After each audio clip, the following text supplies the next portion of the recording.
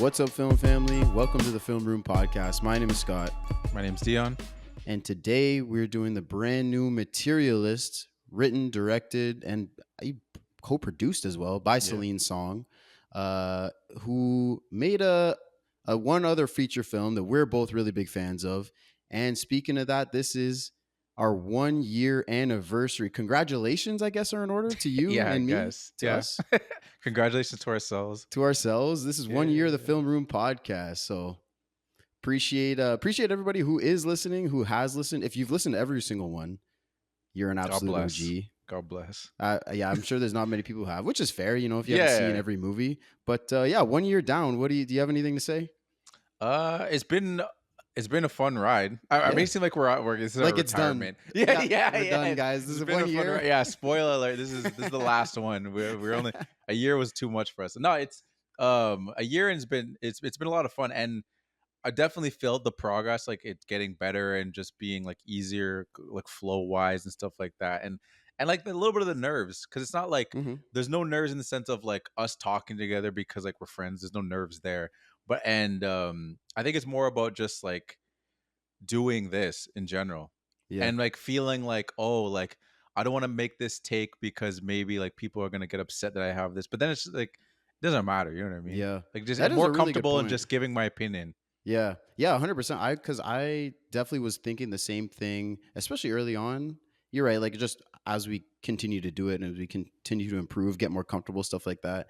And especially when we do like a big movie, like we do Back to the Future, for example. And I'm like, if there's something about this movie that I say, oh, I didn't really like this, I would kind of just avoid it and not say it, because I'm like, everybody loves this movie. Everyone's going to hate that I have this opinion.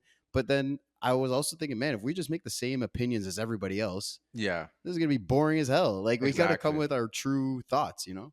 Yeah. And we always said too, that something that, and I feel like it comes across authentically when we have our conversations, like we're not just like hot take merchants, you know what I mean? Like we don't come out here and just start screaming wild things. Like you can tell, sometimes I feel like you can tell when someone's just saying something because they're like, oh, I know this is gonna get people like angry or like riled up, but like everything we say in here is just like authentic, like how we feel. Like we're not trying to say things that we don't feel just because we know that's just the counter opinion. And like we're people that actually liked the Joker. And like we didn't say that as a counter opinion, because I guess that wasn't a counter opinion thing, but like we gave our reasons why we didn't like it, and it's like legit reasons. You know what I mean? And well, if we wanted another if we wanted another counter opinion, we probably would have said that we liked Megalopolis. Damn. Yeah, that would have been an ultimate counter take. And then we'd have people in the comments fighting us, like, "Why'd you like the movie?" And then we'd be like, "Didn't think this far ahead." Don't know what to say now. Yeah, it looked good. Did it? Yeah, I guess. It was. I mean, yeah, I guess it didn't look horrible. Yeah, but that's just today's technology, if anything. But you're right. Yeah, no hot takes. But I have a take that this is the best movie of all time. Is that hot? Is that a hot take? Is that a hot take? I don't know. So yeah, I mentioned the movie that Celine Song, the creator of Materialists, had before. It's called Past Lives. We're both big fans of it, and it's actually funny that this is our 1 year episode, because that movie is very relevant to the start and the lore of our podcast. So I'll get to tell you guys a little story. So we were talking about the movie just over text because we don't live in the same city. This movie is about two childhood friends who are separated when one of them moves away. And then years later, he visits her and her now husband and her whole established life. And then it's kind of love triangle-y, but it's not. It's not like they're both trying to get her and she has to choose. It's funny, this movie is very love triangle-y, but it's kind of plays on some of the similar themes. But it was a great movie. We both loved it. We were talking about it. And I was actually going to see Dune 2 with a friend of ours. His name's Brandon. And we were talking about movies, and he was like, oh, you really like movies, right? I'm like, yeah, I'm actually talking to Dion about a different one that we saw right now. I showed him the text thread, and he was like, oh, these are some really interesting points. You should maybe start a podcast. And then the Film Room was born. Yeah, we almost got to give Brandon a producer credit, at the end of each episode. And shout out to our producer Brandon Smith. Just low key produced it. Yeah, part of it. But yeah, no, it is crazy to think, and when you said too that it's like it's perfectly convenient. It's like we didn't think ahead of time that Materialists was going to come out at the year anniversary of the podcast. we didn't even really realize until it got like I think like till like 2 weeks ago. So it really is like a crazy coincidence that we started the podcast and a year from now, the same director slash writer put out a movie on the 1 year. It's just it's Yeah. really weird timing. Yeah, I mean, yeah, we were so like I said, the seed kind of got planted when Dune 2 came out, which I think Yeah, was in May, I want to say. I think so. Yeah, I think you're right. So that was when we started kind of just talking about the idea of thinking about how it would work and blah blah blah. And then you're right, the fact that the week that episode 1 came out, a year later is when this came. I don't even think this had a release date probably at that time. I definitely didn't know about it. I No, I found out didn't. about it when we did our rest of the year review or Oh, preview. okay. Yeah, yeah, yeah.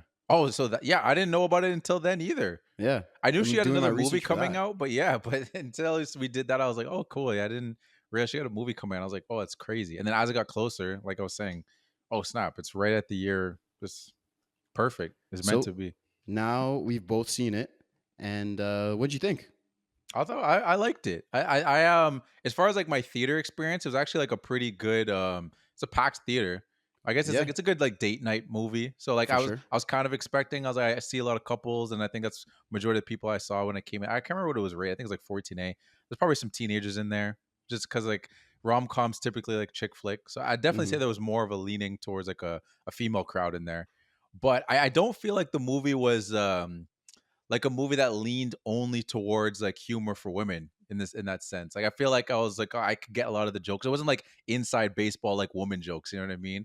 Like it was very just like very much like relationship and like dating jokes that like everybody could be like, oh yeah, that's a funny point. I was like, yeah, it is really like that. It do be like that sometimes. Yeah. I enjoyed that aspect. I thought it was I assumed it was gonna be funny because not like Past Lives wasn't this same kind of funny, so I wasn't sure how much Hmm. humor there was gonna be. Past Lives was funny, but this definitely leaned way more into humor and still had its serious points. But I had a good time in the theater watching it. Yeah, this is more of a romantic comedy, Hmm. but it's not all the way to like a bridesmaids type of Yeah. rom com where it's Hmm. like because one thing that I really like about Celine Song is that she really makes you think Yeah. in these movies. That's actually one point that I'll bring up a bit later that I liked a little bit less about this movie because I kept Hmm. comparing it to Past Lives. Yeah, it's just gonna happen. Yeah, it's just Yeah, gonna it's just happen. gonna So, happen. like, I liked it. Like you said, I agree. I liked it as well. I think Past Lives was a bit better, but again, this is Hmm. not really a comparison. But I'm still gonna be comparing it. Yeah. No, because yeah, it's just gonna happen when any Yeah, director makes a film after a film that you enjoy. It's just you're gonna make comparisons, especially when it's the same genre esque. You know, it's yeah. not like she like went on and made like an action film. Then you're like, okay, we can't really compare these because it's different. But like they're both like romance based, so you're gonna like compare the relationship dynamics that you put in those two movies. And it has the love triangle, like I talked about, the Yeah. similar kind of different themes for Hmm. sure. But I mean, my point about like a full bridesmaids rom com is that that one is very predictable, and Yeah. it's really the value is in the comedy more than Hmm. anything. Like you have but there's also a lot of rom coms. We have in this one, we have Harry, Pedro Pascal's character, who's the rich guy going Hmm. after the girl. We have John, the broke guy that's going Yeah. after the girl, Chris Evans' character. And in a lot of classic rom coms, the rich guy will just be like a total ass. Yeah. And like the girl will be with him, but he's not a good dude to her, but he can buy her all these things and blah blah blah. And then you have the broke guy that shows her what true love is, and like Hmm. that's as basic as it gets. Yeah. But this movie isn't that. Harry is a good dude, and she really has to choose. And like the themes are there of kind of true love, true connection versus quantitative points. Yeah. But it does make you think kind of in the sense of like if you think she could have ended up with Harry, I could totally hear that argument. Where in a lot of those Yeah. classic rom coms, you're like, no, this guy's an asshole. He's not. She shouldn't be with him. No, 100%. Yeah, she didn't lean into that trope where it's just like just because this guy has money, he immediately has. And they kind of acknowledged it in the movie too, calling him like a unicorn and stuff like that. So that definitely does make it differently, where they didn't just heavily lean into that trope where you're like, okay, I see where this is going. It's like it would be crazy for this movie to end and her stay with a guy that's like horrible. You know what I mean? Yeah. This one actually made you think where it's like, oh, well, he's actually not that bad. Like I'm kind of curious to see how they maneuver around this relationship because I don't really see it. There was no like immediate red flag or of anything. Right. No, there aren't any at all. Like you said, he's a Yeah. unicorn. He's 10 out of 10 in in every way. Yeah, 100. Yeah, Um, exactly. so there's also the theme kind of the like the unfortunate. I mean, I guess it's worked into the characters as well, but like the reality of money in a Mhm. relationship. Yeah. Like you have John who's broke and wants to give Lucy all the things but can't. Harry who can, but they don't have this like deep connection. It's more that they're compatible based on Lucy's work, like her Yeah. equation. She sees love as or dating, I guess she says, because I always ask her about love and she says, "No, I know about dating." Mm. But she sees it more like as numbers, ones and zeros, like it's a calculation, a formula. Yeah. Um, It's a what did you business think about how? transaction. Yeah, how do you think that that theme was explored? Did you like the way they kind of not shoehorn? That's a bad word, but the way they had the money aspect as a part of it, but didn't. To me, they didn't overdo it. You know what I mean? Yeah. No, I thought it was interesting, an interesting way they like introduced that into like the storyline between them. And like even like more so like I thought was really unique is the point you mentioned how like she made like a mathematical thing, and every time they talked about it felt very like business like everything was very much like you were every time they were talking with someone, it's like they were discussing business, like why this business is going to work and da, da, da, and like how like oh I don't know if that makes sense like numbers wise and like with the back like it sounds like you're trying to like build a team almost Yeah, if anything, or it's just like I don't know like to put it in like sports terms, like I don't know if those two teams have chemistry. He's more of like a ball, like there's only one basketball. We can't have yeah. these two, you know what I mean? Like or like yeah. So I thought that was interesting, and I think that that element is may again I'm not gonna say I'm like this big rom-com guy where Hmm. I've seen like a bunch of them, so I could say how much this is different than all the other ones. My filmography for rom-coms is kind of small, so like at least off the ones I've seen, it's very different. So like some people might like be screaming like what this is exactly like blah blah blah from 1992. I'm like well Yeah. I haven't seen that one, so Roses to based off what I've seen. thorns from Yeah, '77. exactly. So based off what I've seen, it's very unique. Like I haven't seen someone do that in a movie before. Hmm. Yeah. No, me same. I agree. I also don't have the most extensive rom com knowledge because Yeah. I'm not a big. Honestly, if it weren't for Celine Song's name on this, if it Hmm. weren't her that made it, I probably. I don't say I'd never watch it. I would Yeah. avoid it, but like I wouldn't have like You've been gone on seeking out. opening night. Yeah, you're not you weren't keeping your eyes out for it. Yeah. It's And not like and yeah, go. well, I was gonna say, and similar to your theater, like my theater was pretty packed too. Yeah. Hey, it shows you like that audience you kind of forget about because again, we're not seeking out these movies, and again, we're not like no, it's not like if like Alexis or like my girlfriend Eloise is like, oh, can we go see this rom com? He's like, I will never step foot Yeah. in. You know, what I mean? It's like we're not like that. It's just like we're not seeking out to go see them. It's funny actually because Alexa and I both went together, and I liked it more than she did. She's much more like she likes a fun movie, Yeah. like so like I said, this one there's Celine Song, like she likes to explore themes and Hmm. make you think. Not that Alexis isn't smart and can't think. She Yeah. just when she goes to the movies, she likes to just kind of have a No, good just time chill with it. out. You know. Yeah, yeah, yeah. No, I get that. Did you watch it with Eloise? Did she like it? Yeah, I did. Yeah, yeah, we watched together. Nice. And I think same kind of thing too. I think not for the same reasons. I mean, I'll get into a little more when cuz like when we get into like our family meeting cuz Eloise was part of the family meeting. So I'm not going to give her thing away Okay. now, but Okay. Fair. Fair. I think I liked it more than her too. So for different Okay. reasons, for different Well, reasons, but now I'm curious, so we're gonna get right into the family all right. meeting. I don't have friends. I got family.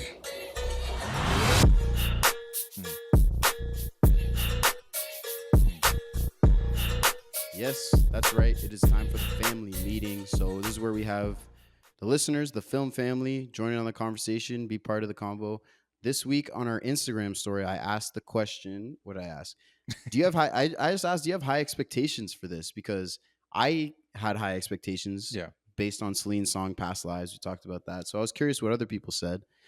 We have nerds to the core who Mhm. said these three come with high expectations, talking about Pedro Pascal, Chris Evans, and Dakota Johnson. Yeah. I'm assuming, I guess. Yeah, yeah. Um, and that's fair. That's a solid cast. I mean, I was more excited because of Celine's song, but was the cast was that a pull for you?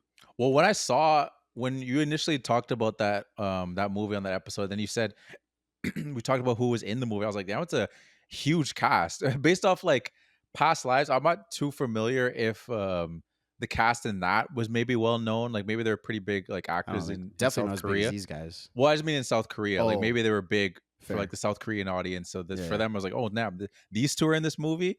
Like I didn't feel that because I wasn't familiar with them. But for this movie, I was like, oh snap! Like those are three, especially Pascal. Pascal is literally like the guy right now. Like Yep. he's always working. It feels like, or he's always in the theater. Like I feel like there's very little times when there's movies cycles going on. There's not at least one, at least right now, at least there's not many Yeah. cycles of when he's not in the movie theater. Went from Gladiator to this. I don't think there wasn't anything in between that. I don't He's think so. got I mean, Fantastic just The Four Last of coming. Us is taking. He's been The on Last people's of screens Us. for The Last of Us. So when they're Yep. at home, he's there, and then when they want to go to the theaters, he's there. He's you everywhere. you can't escape him, man. Yeah. Yeah. So I don't know how he's doing it and doing the press tours and everything. This guy's maybe I guess Fantastic all Four this. is coming up too. Yeah. Well, all that stuff would have been filmed, I guess. Yeah, a year or two ago. Yeah, but the press, So like you're saying, all the press is that's happening all right the now. press is now. Yeah. So maybe like a year from now we won't see him in anything because he's just Yeah. doing press tours this year. Maybe. I I mean, he's gonna be the Mandalorian in probably Avengers Endgame, or not Endgame. Sorry, Doomsday. Yeah, you're probably right. It's never stops. Bro. Damn. Yeah, he's a hardworking guy. We also got it's royalty, our boy Kobe. Mm-hmm. No relation. Yeah, you're right. No relation. If they really wanted money, they'd take out Dakota Johnson and make it a gay romance. I'm just saying, Brokeback Mountain, it's a classic, and it's June. Yeah, that's true. It's a good point. Hey, that is a very good point. He's thinking more like less like what affects the movie, but more industry wide. Like what would get people in chairs. That's a studio decision. That's not a writing decision, but I fuck with it. No, 100. No, that's a ton. I mean, Pascal right now, he's the ladies love him. So I think whether he's straight or gay, I think they're going out to see him regardless. To be honest, so yeah. I do like that point though. I actually need to watch Brokeback Mountain because obviously, as when it first came out, I was like we were kids when it came out. So like I don't even think I could have even gone in the theater to see it. I think that I don't know what that movie's rated, but over time, it just became like it was like the gay cowboy movie, and I never heard anyone really say anything about it. But as of recent times, and especially because I throw in our story that it's the anniversary, I heard a lot of people saying it's actually pretty good, and I'm like, I'm not opposed to watching it. I don't care if they're gay cowboys, whatever. Yeah, I'll watch it. People are saying it's good. I'll need to go check it out. Hey, Jake Gyllenhaal and Heath Ledger. Yeah, exactly. Two great actors. Yeah, exactly. So I could see it if I'll go check it out. Yeah, you'd be interested. Yeah, I haven't seen it either, but you're right. Just money hack wise, you also get some like rage baiters in there. The people like gay people on a movie screen. This is woke Hollywood. I have to go see it and talk about how trash it is. 100%. Yeah. Win-win on both sides. Honestly, as long as the check clears. What did Luis say? Oh, was that it from the family? That's it from the family. Oh, okay. She's part of the from the story. Too. I meant from the stories. Yes. Okay. All right. Well, I'm gonna hold it back just a little bit more, just to get more of a tease. Oh, she's because I have another. All the lead up. This is great. Because I have another one too. Because it leads more into because it kind of goes with the timeline of when it happened. Because before we went to the movie, we went on a little date, like a little date beforehand. Nice. We went to this nice little restaurant. And it was first of all, I gotta say, like the sliders, they gave us like these little like these fried chicken sliders. They were just I'm not, no plugs, no free advertise. They didn't pay us, so I'm not gonna tell you guys where it is. But they were good. Good. Okay. And our waiter came up and he's just asking, he's like, "Oh, what are you guys gonna do after this?" "Oh, we're gonna go see a movie." His name was Javier. Javier was his name. Okay. And he was like, "Oh, what are you guys gonna go see after this?" "Oh, we're gonna go see the Materialists." He's like, "Oh, I've never heard of that one." And I thought he was, just like making conversation, trying to get his tip. You know what I mean? Like, yeah. That's what I thought he was doing. But like, now he kept pressing. He's like, "Oh, really? What is that one?" I was like, "Okay, this guy, he actually wants to know." He's like, "I've never heard of that one." He's like, "I'm actually like a pretty like I like watching movies." I was like, "Oh, really?" I was like, this is the perfect person you're talking to right now, bro." He's like, "Let me hand you my card." Yeah, exactly. But he was like, "Oh yeah, like I love going to the movies." He's like, "I never heard of that one. Who's in it?" I told him who's in it. I was like, "Oh man, crazy! I've never heard of it." So he's like, "I got to write that down. I got to go see it." He's like, I told him it's an A24 movie. He's like, oh, cool. I like A24 movies. He's like, some of my favorite movies. He's like, are you familiar? Do you know who PTA is? Like, do I know who PTA is? I was like, Okay. I know who Okay, PTA Javier. is. Yeah, I know. I was like, oh, this guy really, he's calling him PTA too. That's how I really know he Facts. watches movies. Do you I know was like, Paul Thomas Anderson? yeah, exactly. He's like, you know Shut PTA? Yeah, but he's just like, he's like, oh yeah, he's like, There Will Be Blood is really good. I didn't plug the podcast in that moment. I don't know. I didn't come to my mind. I should have plugged the podcast. I don't blame you, man. I mean, I know it's a genuine conversation. Yeah, and it seems Yeah. weird to just plug. Sometimes I'm talking to people about movies too, and I'm like, it'd be that guy, be like, hey, by the way, Yeah. check this out. I'm like we're just talking about movies. Chill out. Exactly. Yeah. So yeah, I didn't end up plugging the podcast because for that very reason, it felt weird to just like we're having a genuine like movie fan conversation, and then I just like slide in like, hey, listen to the podcast. Yeah, trying to recruit. Exactly. But no, he said he's gonna check out the movie. Oh yeah, and then this led to the best part of his story, which he was telling me. He's like, oh yeah, man, I used to work for TIFF, because I asked him, has you ever been to TIFF? He's like, of course, I go like all the time. So we probably could have saw him if last, because we went last year, and then maybe we'll see him again this year. But he's like, I used to work for TIFF, and I used to be rubbing shoulders with a lot of celebrities and stuff. Like, oh, it's cool. Like, what was some of the coolest ones? He's like, I remember this one time I was just like, I saw this one actor from a distance. I didn't know he was an actor first. I thought it was just like a tall frame guy who's dressed all nice. I saw like paparazzi around him. I was like, oh, that's cool, whatever it is. And I was like walking over because I had to like guide him because I was working for them. And he's like, and then as I got closer, I'm like, oh snap, that's Denzel. And I was like, this is 10 years ago. He's like, yeah, I got to meet Denzel. I was like right around like the first Equalizer time. And he's like, yeah, I got to like move him along to like where he needed to go. I got to talk to him for a little bit. He's like really nice. I'm like, yo, light flex. So you got to meet Denzel. That's crazy. That's so sick. Yeah, shout out Javier, man. Shout out Javier, man. Hey, we gotta get him on. He's probably got some crazy tips. That's what I was thinking too, man. Like, yeah. Even if I didn't like I plug the podcast, I should have just like, I don't know, try to get his information. But again, that seems just kind of weird. I don't know. Like, well, you know where he works.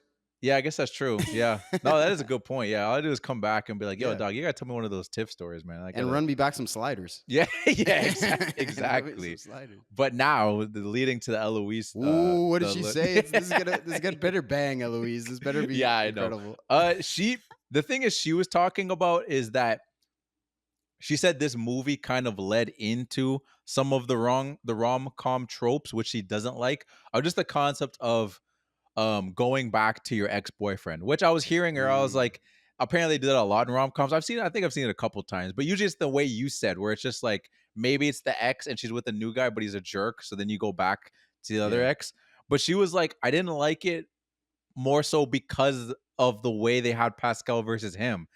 It's like, it's not even in this case of like, why would you leave a rich guy for a broke guy? It's like, why would you leave like a rich guy who's nice, who then and for a broke guy who's like, you clearly had an issue with, and like there was no resolve. Like you kind of broke up, and like they showed like the fight that they had in the street, which seemed pretty ugly. And the fact that you're screaming out in public in the middle of New York City, and like that never really got like resolved in a sense. It's like they never really showed us like, we should go to therapy, or we should talk about that. They're kind of like, I have faults, you have faults, and that's kind of the way it is. It's like, well, that's a pretty extreme fight that you guys had, though. I don't know. I think I'm going to give some pushback here, because I think that's kind of it's Lucy's transformation as a character, right? She starts out the movie and she sees love this way, as a equation, calculated compatibility, checking boxes, stuff like that, right? Versus there's the connection, the real connection of true love, and it can't be quantified, right? This is, again, I feel like a pretty good rom-com trope, but like they're kind of exemplified through the two characters, right? Harry is he's perfect for her. He's a unicorn. He has everything. And there's John, who doesn't check all the boxes, but they just have this unspoken, unquantifiable connection. And it didn't work for Lucy at first when they were yelling at each other in the street and stuff, because she still had that mindset. Like, no, we're not compatible. I still want to go to expensive restaurants and you can't provide that for me. And these are the issues that they were having. And then when her mindset flips after being with Harry for a little bit, realizing that, yeah, we're compatible, but I don't have that connection with you that I have with John. Also, when the assault happens in the movie, and that kind of flips her. She's like, what? He was perfect. He checked all the boxes and it didn't work out. So she's kind of realizing that like that that way of looking at it doesn't work. So that flip in her mindset is, to me, what almost fixes the problems with John. Yeah, which I completely agree, and I think she would agree with you on that in that aspect. And again, she still liked the movie; she thought it was funny. I think it was just that aspect that she didn't love. She's not here right now; otherwise, I'd just get her to run in and be like and say her exact opinion. But I think her main issue with it was more so on John's side, where in the sense of like she did have like the flip, but it almost felt like, at least the way that it was displayed in the movie, is like there wasn't much change in character from him, That's especially fair. in the sense of like, there's nothing wrong with following your dreams, bro. Like in the later on, we find out he's like 37 and he's trying to be an actor and stuff like that. But I feel like there needed to be like another shift for him, where like, because when she left him, he was a specific way, and he's kind of in the exact same way. Yeah. I think it'd be a little different, where it's just like, yeah, he was broke, but like now he's like he's still broke, but he's like on the come up, and you're seeing like slow like progression, but I almost feel like he's in the exact same spot. Right. Where it's just like, that's when she was like, I don't know if it makes sense to go back to that. It doesn't even look like he hasn't even made strides since you guys broke up. Like, you'd think that like maybe there would be a little bit of a difficulty of now that you're single, you don't like, not saying this like having in a relationship, but it distracts or anything, but it's just a commitment. You know what I mean? Like Mhm. maybe like when you're single, it's just like all I have to do is focus on me. And when I'm in a relationship, there needs to be some time, which is it's a good thing. You want to spend time with your partner and make the time out. But then when you're single, you don't have there's that aspect of your life isn't there. So you'd Yeah. think that when you become single, there'd be some kind of elevation, because like now all I can really do is just better myself. But he didn't. So Yeah. I think that was her issue, where it's just like, this guy in all this time didn't even he's still living with these roommates, and like it seems like he's in the exact same spot, which Yeah. is No why I growth. think, yeah, which in her mind was like, that was a little weird. That was her thing with it, why she didn't love it. Yeah. Okay. Yeah, I Mm, can argue with that, and it's a good point. mm, I think it's totally true. Yeah, he showed no growth. He's the exact same. But I think for the from a screenplay perspective, I mm, think Celine Song was using Chris Evan, like John and Harry, yeah. to kind of exemplify these two themes Mm, of the perfect compatibility, money, everything, and then the connection. yeah. And so you almost can't have them change, because if it does, then that messes with what you're trying to do with that character. But I do agree, like he could maybe had a better job. Yeah. Yeah, he's not he's still waiting tables, but maybe he's the manager now. Or Mm, something small, like at yeah. least you're right. Something Follow so you're right. He should have some growth. some kind of upward momentum. It felt Yeah. very like it felt very stagnant. It felt Yeah. like he was the exact same, because he even says it too. Like, you want to come back to like, I'm still living with these roommates and everything. It's like, damn, you couldn't even like gone from like I'm living with three guys to now it's gone a little better. There only needs to be two of us. You know what I mean? Yeah. There's just like a little bit of growth. It just felt like it was very much the same. And I didn't really think about it. Like she like that was a different viewpoint that she saw it. I was like, you know what, you're right, because I didn't Yeah. really see it that way. I'm like, yeah, that's true. He was kind of it did kind of seem like he was in the exact same place. How long was it though? Did they say, Yeah, I like, from forget. when that fight on the street was to when the events of the movie happened? I don't think they gave us like a on screen like 2 years ago or whatever kind of Yeah. thing. Yeah, no, I don't know. I'd assume years though. Yeah. Years. I just don't know how many years. I didn't. Yeah, Yeah. I don't think it was mentioned. Or No, I maybe don't if it think was so. very slight, and then I guess neither of us took the note. Right. So Yeah, there you go. let's just say they didn't tell us. Exactly. um I will say one aspect of John that I do think he grew a little bit uh emotionally is kind of showed at the end when he proposes to Lucy, Mhm. when he says, uh I have this written down because it was a candidate for my favorite quote, but it's Oh, not. okay. So Okay. Yeah. Yeah. he Oh, says, I'll spoilers alert! I guess I don't yeah, know. so spoiler that this is not my quote. So the Yeah. other No, I meant 2000 might spoilers of be. like we're getting into spoilers for the movie, but I guess we're already Oh, past true. that point. Sorry, guys. We've been Yeah. spoiling Hey, it. yeah, spoiler warning. Sorry. Yeah. Uh, That's yeah. It doesn't matter. um, Say your thing. yeah, he says, "I love you every day and won't forget it when things get shitty. I'll make a calendar note to remind me every day that I love you."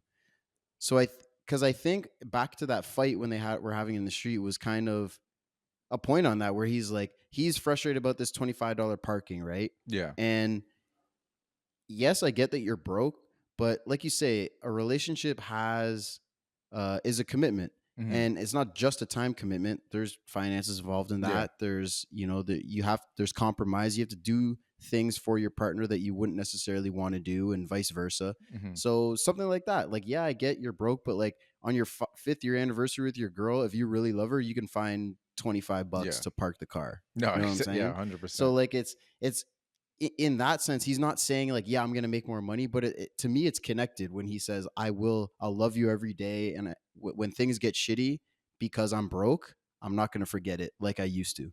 Yeah. And so to me, that shows a bit of growth. No, that's true. And to add in some random girl, because as we were leaving the theater, there was a girl that had a similar points to Eloise, and Eloise was like, "See, I'm not the only one that thinks that." I just heard she's just yapping because her point was just like, it's just word salad, which I understand. That's like fair. as just someone, like, you don't have to be a girl to understand. If someone keeps saying like, you know what, I'm gonna change, I'm gonna do this, I'm like, we'll show, like, especially if it's someone that you've broken up with, it's like, well, I need you to show me. You Yeah. can say all these great things, and it doesn't, just apply to relationships. It can apply to anything. It can apply of to, like, course. if you're like an athlete or whatever it is, you're a musician, and you tell your coach whatever, like, you know what, I'm gonna be better next time. It's just like, we'll be better. Right. Like, I've heard you say this a couple times now. Like, the words are great, and I believe John. Some of these, you guys are a little, maybe you're skeptical of John. I have faith in him. See, that's our that's our blind spot as guys. We're like, yeah, he's a good dude. Yeah, like, Yeah. Come on, Lucy, pick John. He's a good guy. You're right, But if you're you're- right. It's really just saying it. So, freaking Materialist 2 could be him being a piece of shit. Yeah, exactly. No, 100%. Like, clearly that girl behind me's definitely dated some dude that's had some lot of words out for her, because she was going off. Mina, at first, me and Ellis were like, yeah, and then she kept going. I was like, okay, this girl, I don't know if she just broke up with someone or. And you remember when Robert told me that he was never gonna cheat on me again? Yeah, exactly. It's meaningless. 100%. Death to all men. I'm sure Tristan Thompson told Chloe a bunch of times that that's the last time I'm gonna cheat. It's the last time. Exactly. And then he'll say it again the next time. Yeah. Yeah, you know what I mean? So you're right. To them, it was just word salad. And I was like, I don't know. I believe him, man. I think it's just because it's Chris Evans. I'm seeing Chris Evans on the screen. That's Captain America to me. I believe the words that come out of his mouth. Lie. Yeah, I believe the words that come out of his mouth. But they're just looking at him like, no, that's Chris Evans, who's honestly got a pretty long career. If you go look at his IMDb, he's got a pretty long career, and he's probably done more rom-coms than he's been Captain America. Yeah, but he's just more well known for Captain America. No, 100%. Yeah, because it's the same character versus in all the rom-coms, he's been different people. So, and the movies were gigantic. That's true. I think too. That's a good point. That's a good point. So I wanted to one question I had was something I think Celine Song is really good at is kind of putting yourself as a viewer in a conflicted position. She really did this with Past Lives, kind of puts you in the shoes of the protagonist and says, if you're in this situation with this relationship and this relationship, like, what do you do? And it's like, it's so hard to answer that question. This one, I think she did a similar thing with Lucy. Did you find yourself kind of conflicted as you were going through before, like, we find out exactly what she decides and everything, but as the movie's progressing, were you kind of wondering where she was going to go with it? Yeah, and I think that is a really good aspect you're pointing out, where it was as she kept going on those dates, and I felt like she was, because at first she was kind of like nonchalant to Harry, where she was like, I don't think she's like, this is just like some rich dude, but then she goes on the more dates, and like you're saying, it's like there was nothing wrong with him. He's the unicorn. So like you're watching this and you're like, well, I know how most of these movies go, where she's gonna, like, the guy's gonna be a jerk at one point, and then it's gonna be like, okay, well, there's the flip on why she's leave. But as we kept getting more and more scenes with them, he wasn't there. That moment never happened. So that left me like wondering, like, I don't know what I would. It's funny to say, I don't know what I would do in this situation. If Pascal if you had a was nice rich man trying to court you. Yeah, your exactly. Like, ex-boyfriend. I don't know, man. Maybe if he brought me to like a Knicks game court side, maybe I'd just fold. I don't know. I don't know. But as far as like looking it through her eyes, I don't know. I was just seeing, I was like, I don't see why she would flip on this guy. It left, it was interesting the way she handled it. What about you? What was your thoughts? Yeah, I agree. Like, that's what kind of had me really interested, one of the things that had me really interested as the movie was progressing, um, putting myself in Lucy's shoes and kind of thinking what to do in that scenario. And I didn't expect the kind of the flip for her to be one an assault. Did not see that coming. That Yeah. was like a jarring moment in a No, for movie. sure. Um, but also just seeing her totally flip on her, not morals, but kind of like her view of dating, because this is her job, and Mhm. she's great at her job, so like she knows what she's doing, like with these checking boxes. So her completely like going backwards on that is not what I expect, where I expected this movie to be going. So that I found was interesting. Yeah, no, I 100% agree. And even to go to your point about that, the sexual assault part where that came in, like usually in like every movie you go to, there's always a different kind of vibe in the theater. And like as like the jokes were flying, especially at this point in the movie, there's been a lot of jokes that fly. So there's always like this little bit of like a buzz, like people are laughing. Then there's like the little bit the conversation, like a little bit of like a whisper on the side. So like there was always like a little bit of like people saying like little things, not in like an annoying way where it's like, yo, like stop talking. Yeah, yeah, But it was just like these little whispers you hear. But when that news came out, you could hear a pin drop. yeah. It was a really big like shocker like of the movie. It shocked me, and I was just Hmm. like, oh, I didn't know we were. There was a part of me that was like, oh, I didn't know we were going here in this movie. But I was like, but this is Celine Song, like, so I'm not surprised she went this way. Yeah, Maybe if you weren't familiar and you went into this movie thought it was just gonna be all laughs, like if they thought you were gonna get a wedding crash or something, you'd probably be like very shocked. You'd be like, oh, I didn't know yeah, we were gonna get like serious in this movie. But yeah, no, it's weird to say it was a good twist considering the context of it, but just yeah, as story wise, yeah, it was a good twist because I didn't see that aspect being in the movie. yeah, yeah. This is another way it strays from, like I said, just your classic bridesmaids or wedding crashers rom-com. Like it does, Yeah. like it has heavier themes, and it really goes deep into them. Like and something I notice when that reveal happens, or that twist, is a quick shift, like actually in the filmmaking choice. Like Lucy finds out, right? Mhm. And then she comes out of the office from her manager. She walks to her desk, grabs her notebook, and walks to the bathroom. And this whole time, it's the camera's super close up on her face. It's like it's like a moving cam. Mhm. Sometimes there's like blurry lines on the screen, and then we get that Dutch angle from Oh Like yeah. from below her right up to her face. So she's like looking over her notes, trying to figure out how she did this wrong. So like it really ups the pressure, and Mhm. like puts yourself in Lucy's shoes, or helps you feel what she's feeling Yeah. just from the visual storytelling of like putting it right in her face. Like, man, she's feeling the weight of what she just heard. Yeah, no, 100%. And I think there was like a little bit like an audio choice too, from what I remember, where it's like everyone's kind of cheering, but it's also like kind of muted at the same Mm, time. So, because before, like everyone's cheering, like we're all part of it, but then like you're like in her shoes because it's like you hear the cheering, it's kind of muted, but like now you're so like wrapped up into what just happened to your client. So, like, I think that was another like stylistic choice that like very much put you, which made you feel even more because it's really like a pin drop moment, and then it was kind of muted like in the movie as it was in the theater, so it matched that like how everyone was feeling. It was like we all felt like we were Lucy, and then we set that girl up. We were like, whoa. yeah. Yeah, it was Yeah. weird. Good point.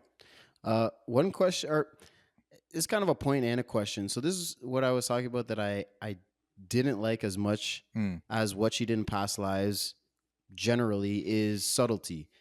I think this movie was a lot less subtle, hmm, in the sense that it really tells you kind of how to feel and how to look at love and relationships. Like it has, like we talked about the two different ways of looking at it. And Lucy picks John at the end, right?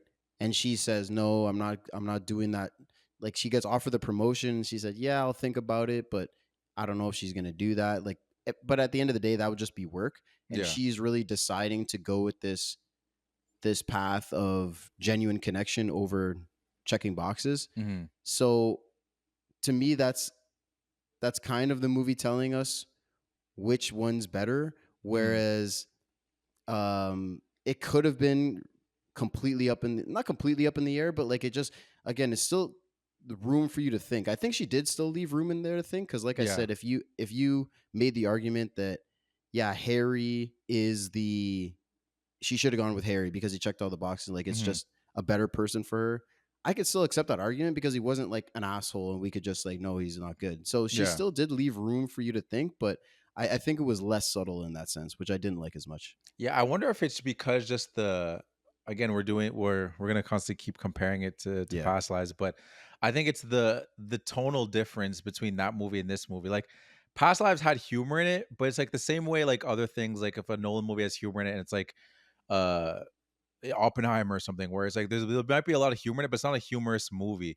But Yeah. there's gonna be humor, like they'll have dry humor, whatever it is. And like I feel like past lives was that where like I don't think it was ever like any trailers show like comedical moments where they're letting you know like, oh, you're gonna get some laughs in this movie. I think it was very much there's gonna be a romance drama. This Hmm. movie was leaning more into we're gonna have some laughs in this movie. So I feel like the reason when you have those kind of movies, it's a different kind of audience. Maybe it's a younger audience, and then maybe she feels like she has to say more, tell you more because it's not. I'm gonna make it seem like it's a not is intelligent audience or whatever it is. Yeah. But I know what you I just mean. think like just a younger audience. Like I feel like a lot more teens are gonna go see this movie than probably saw uh Past Lives. So Yeah. then maybe you feel That's like you fair. have to say more to that audience than just have them think about it. That's a fair point, but to me, like you shouldn't. I mean, yeah, you're gonna have a target audience when you're making something, Mhm. but at the end of the day, like if this is what she likes to do in her movies, and again, that's only one movie. I've only seen two of her movies now, so like to kind of extract what her style is. Mhm. There's some things that I've seen twice now, and some things that are different from this and the other one. So as we see more movies, we'll kind of see her strengths, weaknesses a little bit Yeah. more. But like to me, it was so great, and the ingredients were there to have it in this one as well. And to Mhm. me, that just makes a better movie, no matter how old you are. Yeah. No, that's true. Yeah, sure. And then it's also one But of those things that like you get more from it. Like you, every time you watch it, there's another aspect you can get. And I feel like I haven't rewatched Past Lives since it came out. So I think if I watch it again, just because like if you're growing as a person, there's different things you'll take from it. Because mhm, like when you're watching a movie about relationships, depending where you are in your relationships, different things are gonna hit you. And this movie included.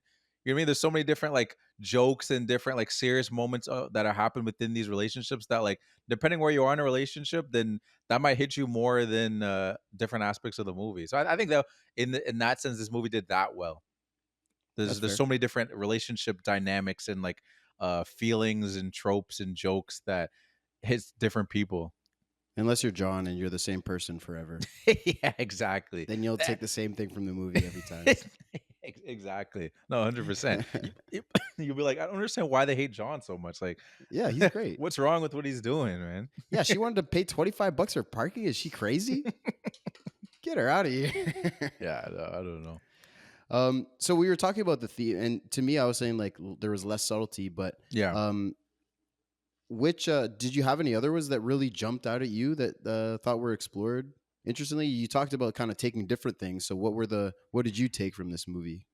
What do you mean? Well, I mean, like, was there a specific moment like to me the overarching theme is the two different types of seeing love, but there's Mhm. also sorts of different ones coming in here, like the value of people, Yeah. like even just how much they talked about it, like like this man, if you're not over 6 foot, then that's a knockdown, and if you don't make this Yeah. much money, that's a knockdown, if and then for women, if you are okay beautiful, and if you're bigger, like there's so many guys in this movie that are just like, yeah, no fatties, Yeah, and exactly. if she's over 30, I don't want to mess with her. So I think even just showing like kind of the theme of value in people was Mhm. something that was explored well throughout this movie. I was just wondering if you had anything else that jumped out of you.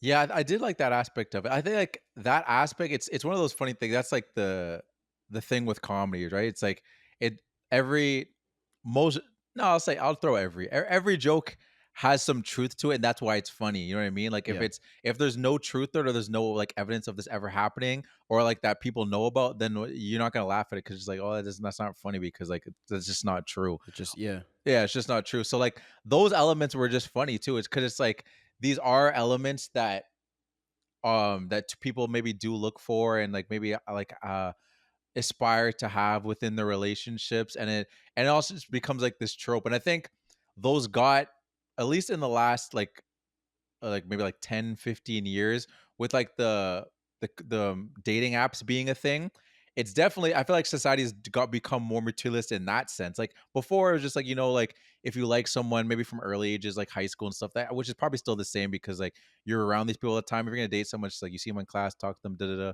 But once you get to college now, I feel like, and I'm sure maybe it's even worse. Maybe it's better. I don't know. I'm on college, but it very much came like there's not as much of an emphasis on like we should go out to here to meet people, versus like if we just stay back here and just keep swipe and trying to figure that whole thing out.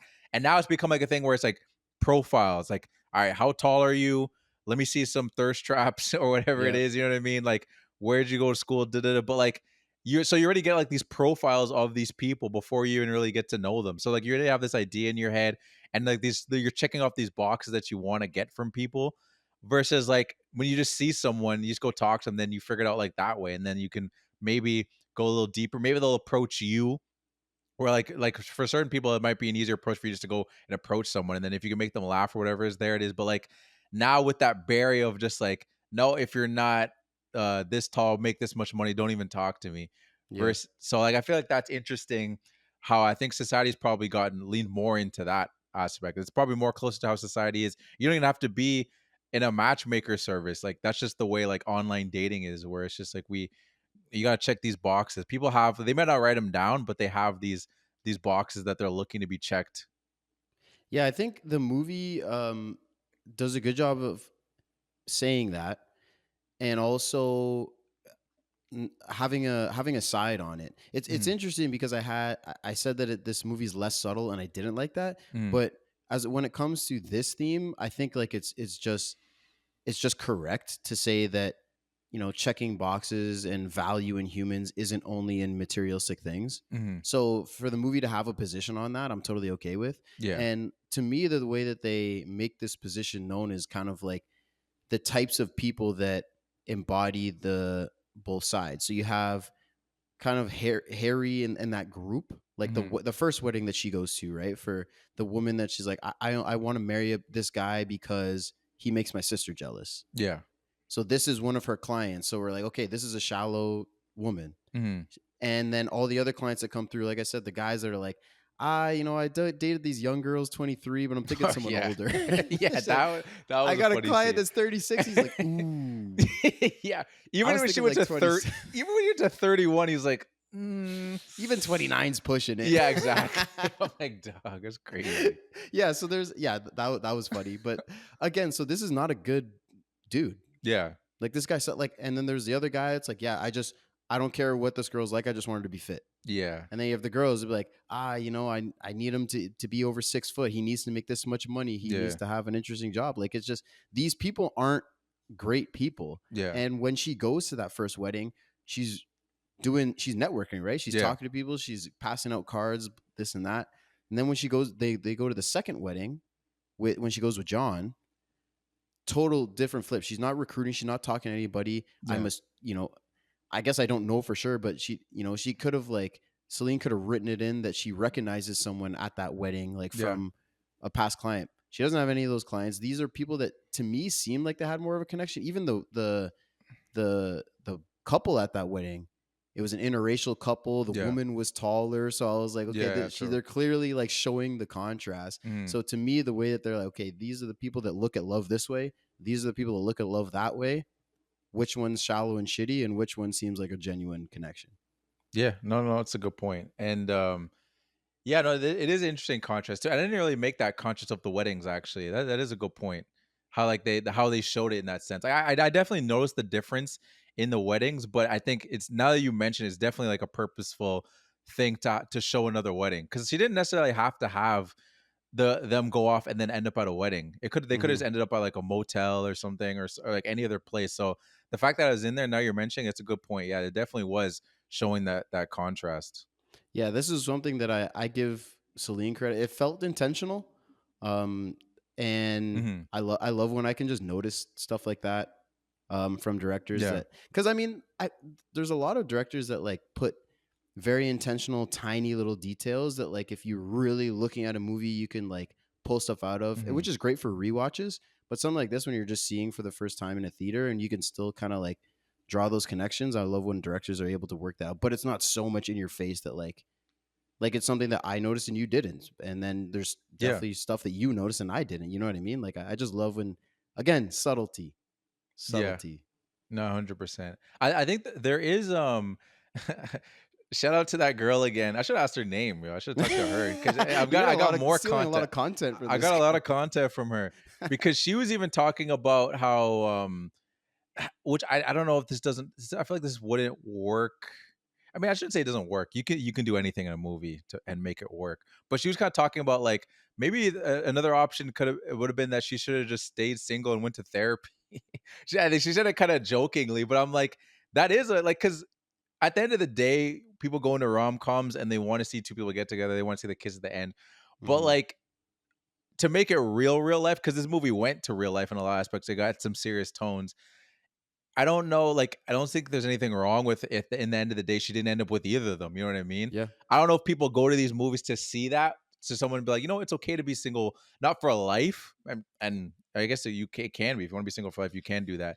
But if the messaging in this movie was like, you know what, like, you can just continue to be single and work on yourself until you feel like you're ready to have a partner. Like, they coulda went that route. Like, the girl behind me was kinda they were kinda joking about it, but as she said, I'm like, they could have. That is honestly a possibility. She could have went that route. Like, I'm kind of confused here. Like, I don't know if I want to go back to my ex and like, there's no love connection here. Let me just Mhm. keep working on myself because now I'm making. You talked about how she made that shift in her mindset, but maybe she needs to keep working on her mindset. And they Yeah. could have had it end like that. I don't know if people would be satisfied with that kind of ending, but it is I something. kind of I kind of like it actually cuz Lucy, when she was talking to John outside of that second wedding, and John's like, "What are we doing here? Like, are we getting back together? Like, why are you using me?" Kind of thing. And she's like, she's kind of explaining how, yeah, she's had this shift in mindset and doesn't know and is kind of just a little bit lost. And she even says, she's like, I'm not a good person. I'm materialistic. Like, I want Mhm. to go to the nice restaurants and I want to do these things. So like that could be something that she's like, I want to continue to work on because Mhm. I really want to get to a position where all I care about is genuine connection with my partner and I don't care about materials, but I'm not at that position yet. I know that's Yeah. where I want to be, but that's not where I'm at. And that would honestly add some more subtleties in the movie. Like, to me, the fact that she chose John is saying like this is what's right. Yeah. Whereas if she picked neither of them, it leaves them both up in the air. Like you have Harry, where she had some great moments with too. She had great dates with him and they had some good moments, but she said the connection is just not enough. And then on John's side, we have this great connection and I'm happy whenever I'm with you, but we just can't realistically sustain like a lifestyle that I want to have. And, so there's positives and negatives on both sides, and she didn't pick any. So it's totally up there for you to think and come to your own conclusions, whereas this one kind of makes it for you. So introducing that ending, I don't know. I like it. I guess I gotta figure out who this girl is. That girl is I cooking. gotta give her producer credit now too. Yeah, damn. We're But really no, watering down the credits here. but no, yeah, that everything you said too. It just adds to her point of that original point where it's just like. But again, I just don't know how you do it though. Like how Yeah. let's brainstorm this right now. Okay. She's let's go all the way back to the point where you said he's like, what are we doing here?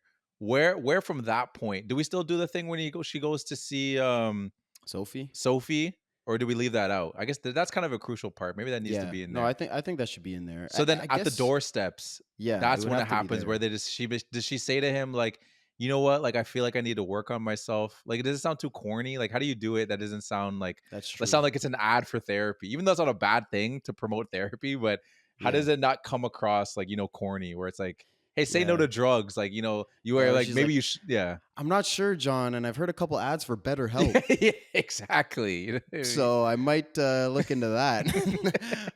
No, that's a good point. It's easy to get real corny with it for her to be like, it's not you, it's me. Yeah, you know what I Uh, mean? yeah, that's a good question. I mean, we'd have to like really sit down and Yeah, like I write, know. like I pick the wasn't sure if certain something came to your words. head at this moment, so I figured I'd just ask if you. I guess what I can come up with quick fast would be like she says, I'm just gonna keep talking here, and if I come up with something cool, then cool. And if it's garbage, then it's garbage. But Yeah. okay, so John, so John, makes his proposal. I'm gonna love you and blah blah blah. And she says, I love you too. She reciprocates all that stuff. I want to make this work with you, but it's been 3 years since we fought in the street, and you're still at that same apartment, man. Get a new apartment, and then I'll be with you. Till then, I'll be in therapy. There you go. Yeah, that's not bad. That's actually really, because it's mentioning that point. If you mention the point where it's just like, I need you, I need to grow, and I need to see some growth from you. Bang, bang. Damn, we gotta hit up Celine, yo. Yo, that is great. Alternative ending on the Blu-ray release. Yes, that is great. Yeah, I'm trying to grow. I realize my mistakes. I need to grow, but you got to grow with me, bro. We did it. That sounds great. I think we did it. That sounds great. Honestly. I think we did it. I cut that out of the podcast. Actually, might need to pitch to her. Yeah, let us send an email to Celine first, and we'll. Oh man, that's good. I like that. I like it. Okay, so that's our alternate ending. Yeah. I like that. I wanted to make a quick point too. Yeah. So at the first wedding at the start of the movie, she's sitting at the table. She's talking to Harry. Mm-hmm. He comes over and he's smooth as silk. Yeah, smooth operator. And bro, when he comes with those big ass flowers and she's all nervous, he's like, "What's wrong?" And she's like, "Oh, I have a client that's been on like 10 straight bad dates. I just wanted to go well with her." And he's like, "Oh, and you're feeling guilty because you're about to go on a great one." I was like, "Yo, this guy, smooth. Yeah. This that was guy, smooth. man. Yeah, that was smooth. Smooth as that hell. was smooth. But when he's talking to her at the table, and then he's like, "Can I get you a drink?" And she's like, "Yeah, sure." Well, he's like, "What do you want?" She said, "Coke and beer." And then bam, they both pop on the table. I was like, did this guy set this up? Like, how did he know this? And then it's John. I was like, this is a perfect little intro to John. Because one, it's a like a little bit of reveal. Like I said, I was like, oh snap, he set this up. How did he know that? And two, it also just shows in what he did. This guy knows this girl. Yeah, he knows her drink order. Yeah, perfect. No, that is a really perfect introduction, to be honest. Because it's like, yeah, how do you bring in this character? Is it just he just sees her like in the street or whatever it is, like that? That's probably our classic trope. You just randomly see the person. It's raining. Ex. Yeah, exactly. But that is honestly like a really great. Because I was thinking the exact same thing too. I was like, oh, that's magic. How the heck did the thing appear that she wanted immediately? But that's a good point. I do like how they introduced that. And to go more on your point, this is more of like a Chris Evans thing, but we're talking about John. Where it's interesting to me how like Chris Evans has that believable range to be a poor guy. Yeah. And then also he can be Ransom in like Knives Out, and it's totally believable too. Mm-hmm. And then he can also be Captain America. Yep. You know what I mean? Like he can be the biggest jerk in the world, and it's like, yeah, that guy's a jerk. Or he can be like the most relatable guy. He's got to grow a beard apparently. Yeah. And then it's just like, you know what? Yeah, I like that guy. We saw him be a badass in Snowpiercer. Yeah. And he was pouring that too. He's got a lot. And then the throwback. He was Johnny, the Human Torch. He was a cocky dude back then. It's just, he's just so believable. I think Glenn Powell's got that kind of look too. Like you can easily hate that guy just because it's like, just like the classic like jock look, and just throw a Letterman jacket on him. And it's just like, oh yeah, that's literally Top Gun Maverick. Yeah, exactly. It's like, oh yeah, that dude's a prick. But then he could also just come around and be somehow just like a relatable dude. Yeah, a beard. I'm just a dude, man. I just like to drink beer, hang out with my girl. It's like, oh, what a good guy, man. Yeah. but you want $25 for parking? Get the fuck out of my face. Yeah, exactly. Yeah, that was my Chris Evans point. I like it.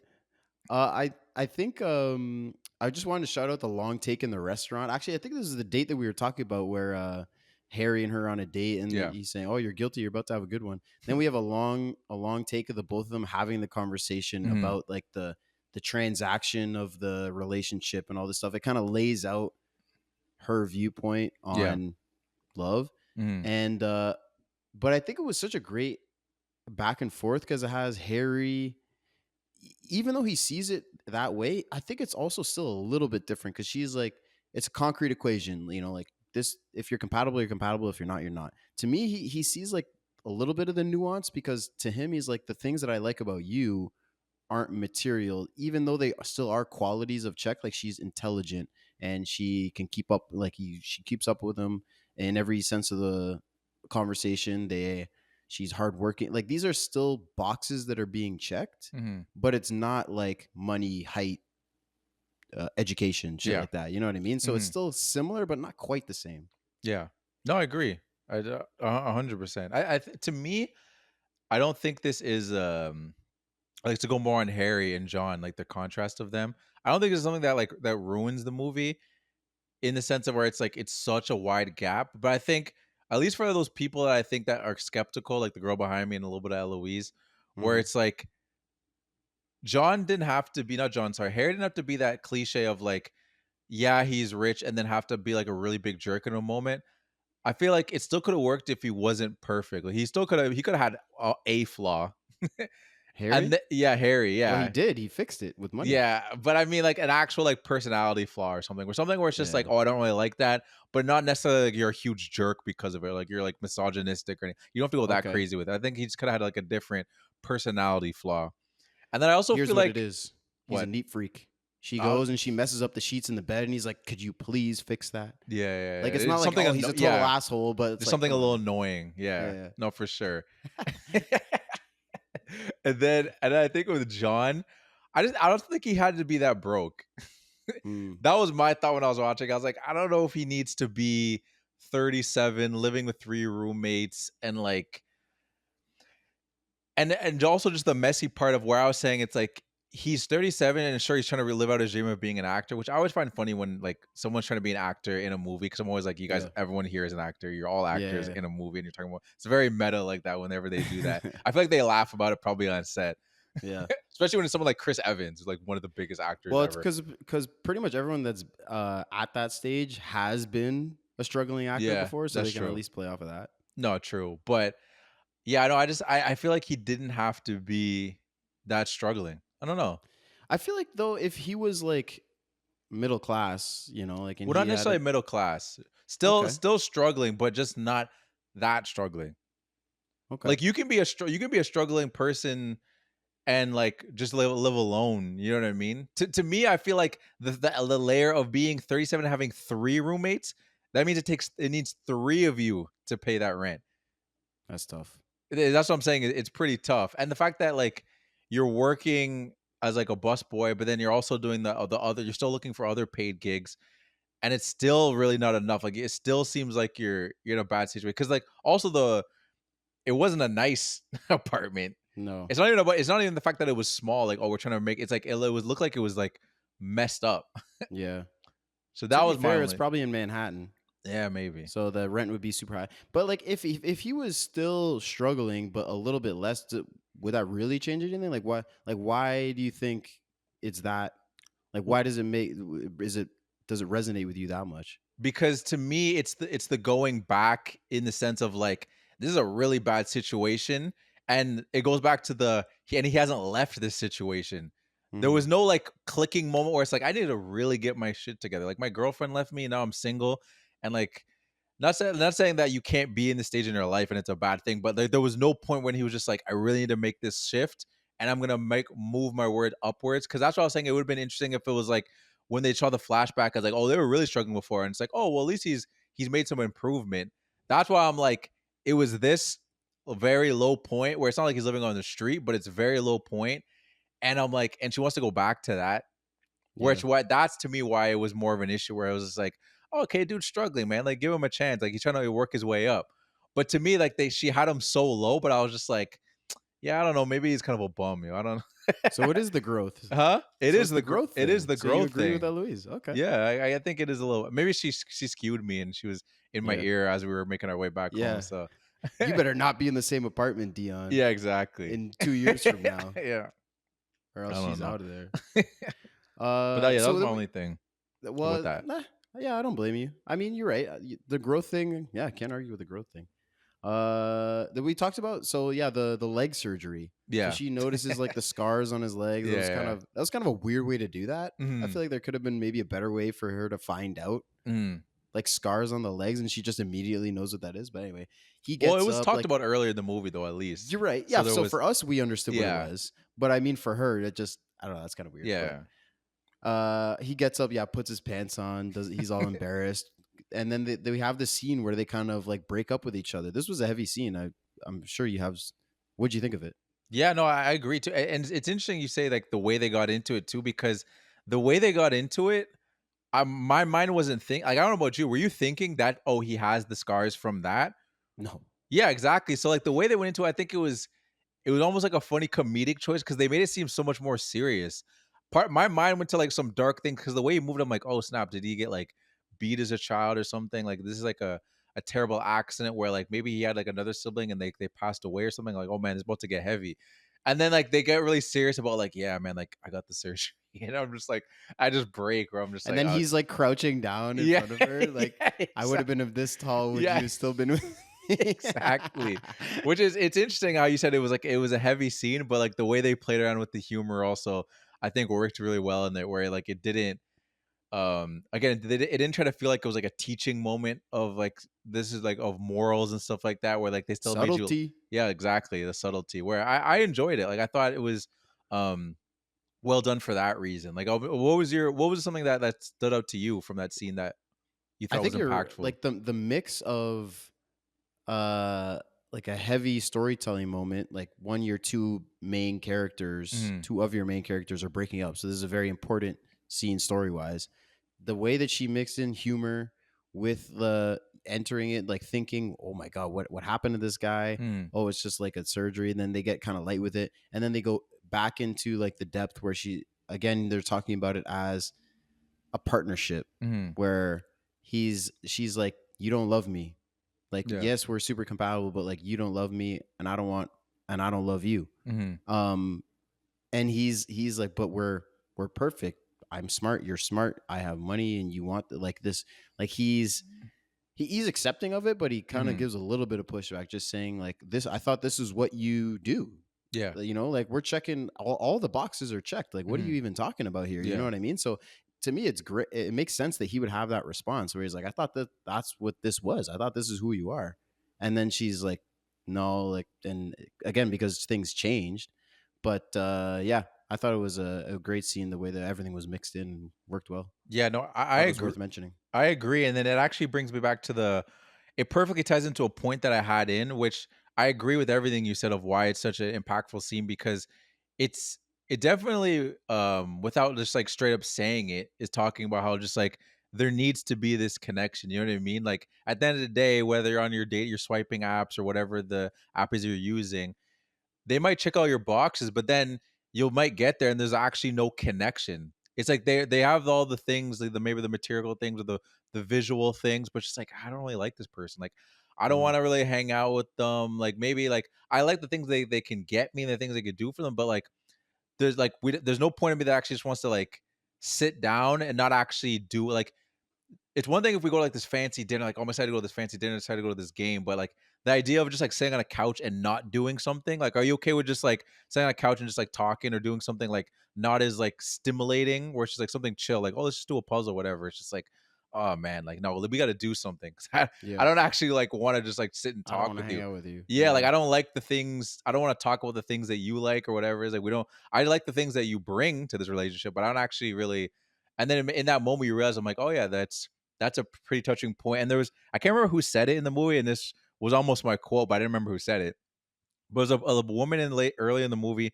I think it was her boss that talked about Okay. marrying for money. She's like, oh, marrying for money, and then the other girl's talking about something about do it like dying alone, and they're like, oh, it's the same thing. And I thought that was a bar, and I'm like, oh, that's Damn. crazy, yeah, because like if you are just marrying for money, you're not marrying for love.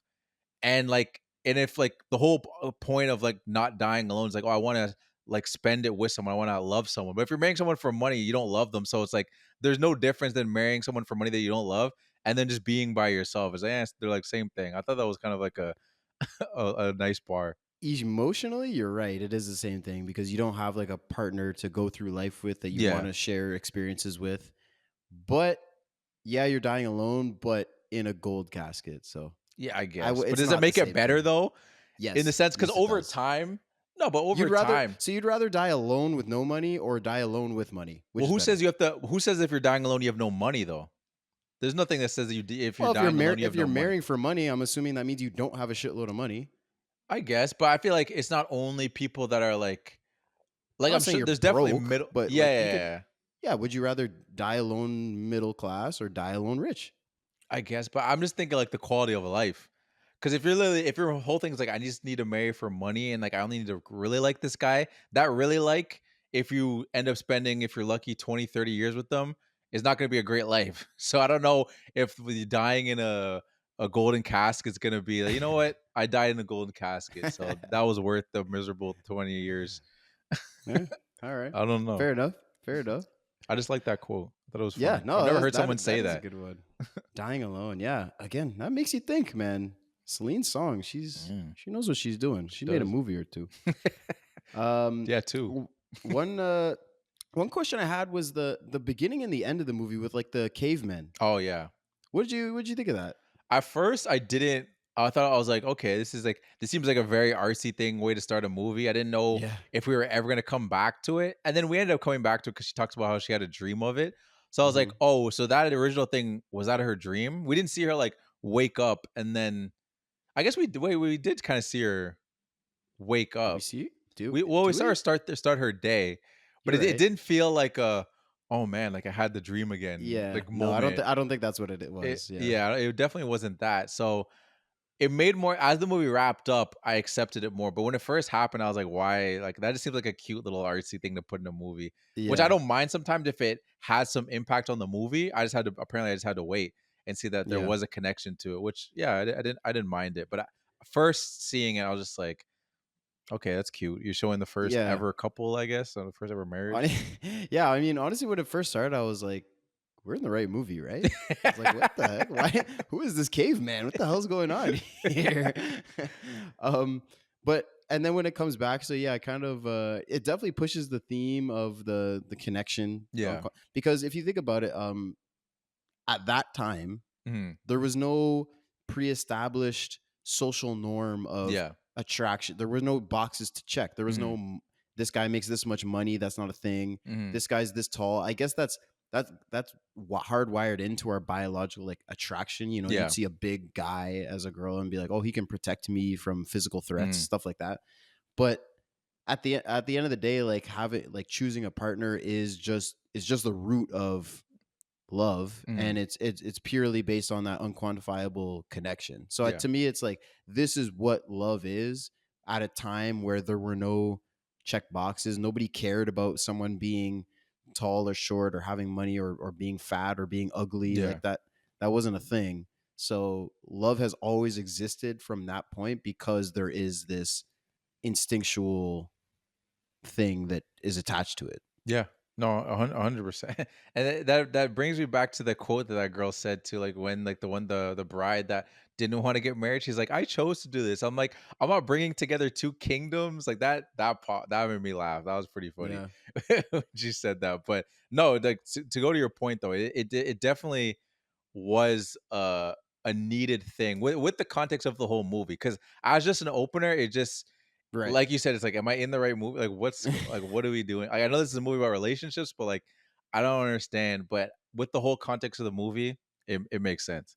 Right. Yeah. Yeah, you're right. It's good that it comes back later. Yeah. Um, I just quickly wanted to also shout out a shot that I really liked. Okay. I Yeah. wrote it down as it came out. It was Lucy in Harry's apartment.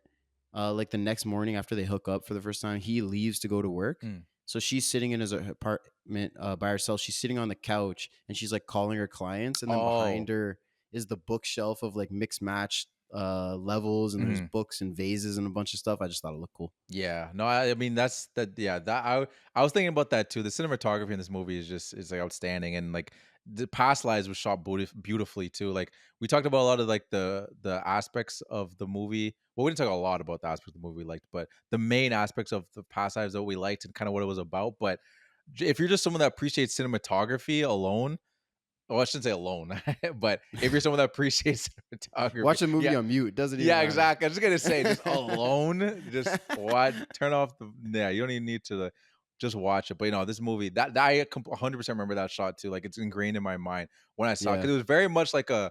There's definitely those flex moments, those flex shots in a movie where it's just like we could have just had her sitting there and it could have been a Hmm. tighter shot, but we want to flex this cool bookshelf thing setup that we put, and I 100% know the shot you're talking Well, about. this Yeah, is it was a supposed to good be shot. a $12 million condo, bro. They could Yeah, no, it's better true. look good. Because I mean, 100. there's definitely you're right that there's definitely like moments that you can like see where you're like, okay, they picked this shot specifically. They Yeah. wanted to do something with this one, and I think there's a time and place for that. And for Mhm. this one, you know, like I said, she's just kind of talking on the phone to her clients. It's kind of in between climaxes of the movie. You know, there's little peaks and valleys to a movie, so it's something where you're right. She could just been sitting on a chair at a table, but they're like, nah, let's get a little crazy with this. But when you have a heavy scene that like you're trying to communicate something with the audience, you're like, let's not distract them with this crazy bookshelf. Let's get them just sitting at a table and talking. But like when she's just doing this stuff here, let's make it look cool. Yeah. No, you know what I think? I think a big contrast I just thought of and why they did it too. It's because every time they showed John's apartment, you felt like how tight and how snug it was. Like Mm, everything was small. They're true. banging into things. Everyone's in each other's way. The hallway's small. So they really showing the difference of like, look how massive this is. If you think back to the shots, like when they're eating dinner and how big the restaurant is, like if they show from a distance them eating, you know what I mean? Like this massive restaurant. When they're in the bed, they don't just show the frame of like them in bed. There's shots when like it pulls back and you see the whole room. Like they're just Yeah. showing you the space. Like, look how big this is. Like how big the kitchen is, the kitchen table. Like he gave her. There's so much food for breakfast. She didn't even finish it. You know what I Mm, mean? Everything's yeah. just so grandiose. So I think that's just thought of right now, which is probably just like a contrast that they were playing around with. It's a really good point. Yeah. John, he's stepping on condoms and Oh God, that was And disgusting. Harry, Oh, you're right. They have this massive table. This is right before that shot. She comes in, she's just like wowed by the apartment. That's a good point. You're right. yeah, Wide shots for Harry and close ups for John in the apartment. yeah. Good point. I have a Thank couple you. facts, but I got through all my points. Do you have anything else? No, all I have left is my facts too. I think I got all my All right, give main me your first points. one. Mine was just the fact that this was inspired by Celine Song's actual profession that she had in the past. I don't know if you saw Yep. that. Yep.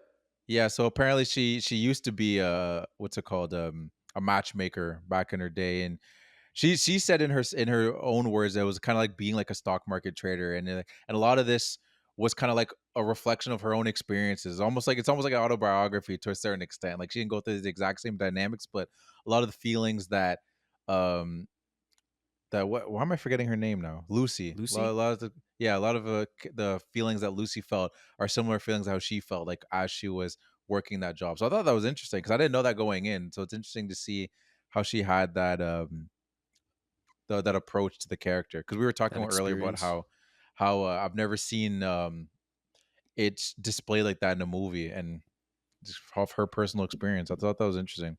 Did you see more on Yeah. that note? No. I mean, a little bit. I guess she just talked about the honesty of her clients, like unapologetic. You know, like Mm, the characters that we see in this movie, where the guy's like, I don't care about the girl, I just want her to be fit. Or the guy yeah. that's like, yeah, got to be in her 20s. Like that Mm, stuff is it can seem like it's exaggerated to make these guys look like assholes, but like this is real. yeah. And like this is what people are like. They're because she was saying that sometimes matchmakers they get more honesty from their clients than like therapists do, Yeah. because a matchmaker, like a client of a matchmaker is like, no, this is what I want. You work for me, and like I'm getting something from this service. Not that you're not getting anything from therapy, but you're it's not a concrete like a date. You know what I mean? Mm, Like I'm paying for this and I'm getting a date with someone. Whereas like therapy, you're getting, growth and yeah. things like that. But so the honesty factor is insane, apparently, Yeah, yeah. I mean, and real. perfectly displayed in the movie. Yeah, Yeah. exactly. The one girl was like, only white. She's like, we can maybe move a later. We can add some other races in there, but like, just like, But just only start stick with with the the. whites. Yeah, let's start Start with with the the whites. whites. And then the one woman that's like, they got to be Republican. And it was a mini reveal because it was kind of funny. I was like, okay, though they have to be conservative. I was like, Yeah, okay, sure. That's some people will have like I think political opinion can be important in a yeah, relationship. Sure, you just want someone that's conservative. And then she was like, there are no closeted gay like conservatives that are okay. I was like, oh, Yeah. that's why it's that big of an issue. Oh, okay. That was a funny little Yeah, and twist. I thought that was a funny little twist too. I'm like, oh my good. I'm like, shorty, calm down. Like you're way too detailed on this. I'm Yeah, like, you're just because then she goes off on her. It's like, we're not building people here. This isn't Build a Bear. right. I have to get you real people that exist. Like Yeah, I can't just bring you anybody and just like with a snap of a finger. yeah, yeah. No, that was funny.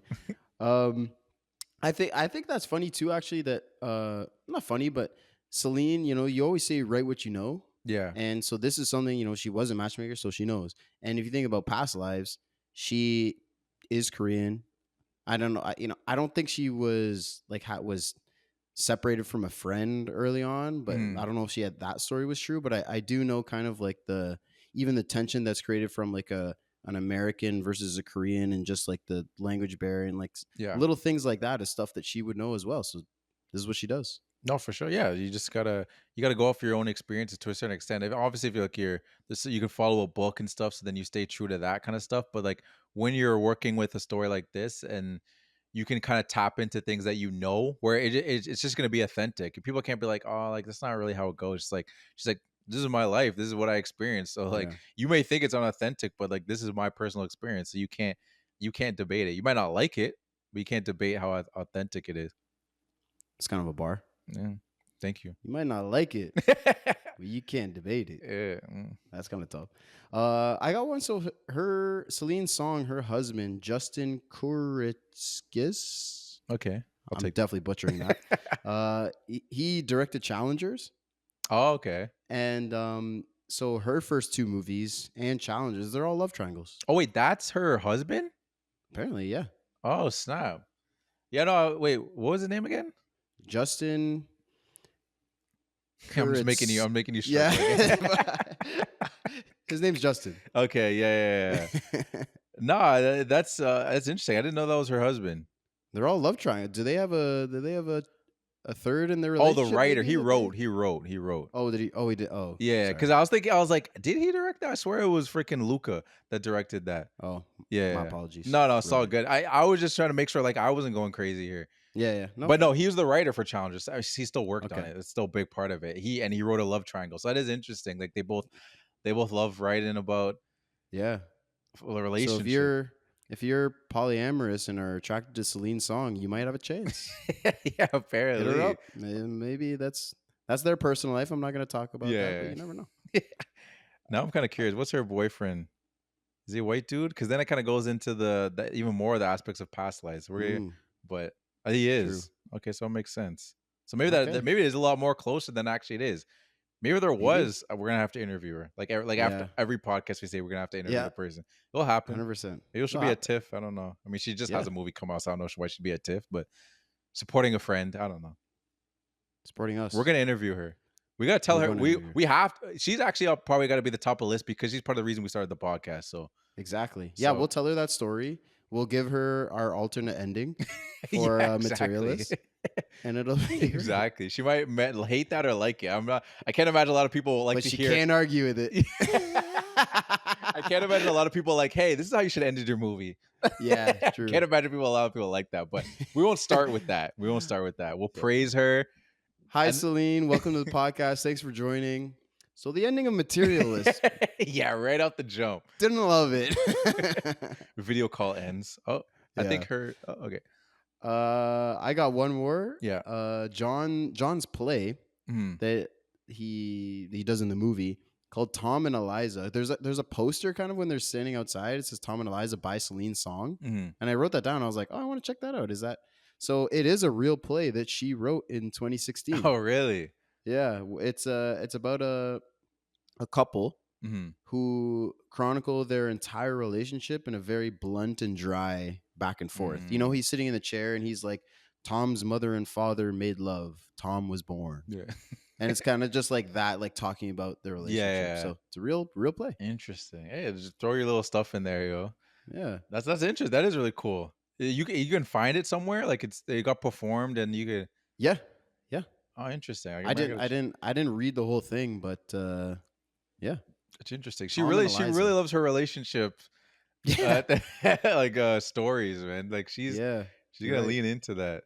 That's her thing. Yeah, she's just a Yeah, no, do what you drama. She do what knows you're comfortable relationship. with. Yeah, no, 100%. And there's so many ways you could go with that too. Like she Absolutely. could make a romance. Like, I shouldn't say a romance, but like all you gotta do is if maybe she wants to structure all her movies about relationships, but it doesn't mean it can't be a mystery. It doesn't mean it can't be an action or a thriller. You know what I mean? Like it could still be those things, as long as like her core themes has to be about the relationships between the two people or the three people. Because it Three seems like people. you always in a third in there.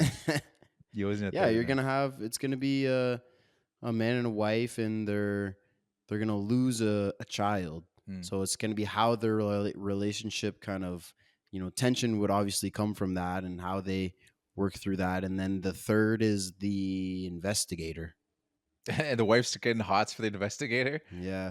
because they used to date back in the past. There always to Oh, be a and past the mystery element. is he killed the child. Damn. I mean, Hey there's man, not much of a triangle because I think it's very clear cut where she should go. you But I don't see know your. that. You haven't seen the rest of the movie. Wait That's till you. true. You don't You're know how right. good her current husband is. That's true. That's a good point.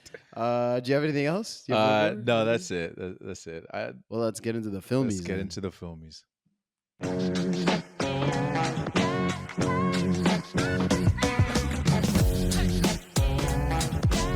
Yes. Yes, it's that time of the show. It's time for the filmies. And this is a part of the show where me and Scott, we give out 6 awards to the movie we just watched. And our first award that we have is called our Ferris Bueller Award. So the Ferris Bueller Award is AKA our Lazy Award. So it can go out to anybody in the movie. It could be actor, writer, director, anybody that we felt like did something within the movie that we deem as lazy or something just funny. It's nothing that we actually thought ruined the movie, but it's usually just something that's funny that we wanted to point out. So, Scott, what was your Ferris Bueller award? My Ferris Bueller is also. It's funny. Alexis, like when this happened in the movie, kind of like poked me Nudged and was you? like, "What the hell? Like what the?" I was like, "This is 100% my lazy Okay. word." It's Harry leaving the ring in the suitcase and then just going to take a shower. Mm, Lucy like looks into the suitcase for 2 seconds. She moved like one shirt. Sees a ring box. What the hell are you doing, bro? that's a good You're point. gonna propose to your girl on a trip? Hide the ring. Come on, man. That's a very good point. Yeah, I don't. Yeah, at first I was shook when that first happened because I was like, "How long has it been?" Obviously, they're older, so people move a little faster with proposing and stuff Mm-hmm. like that. But then in that moment, when I really locked, I'm like, "Wait, how long has it been?"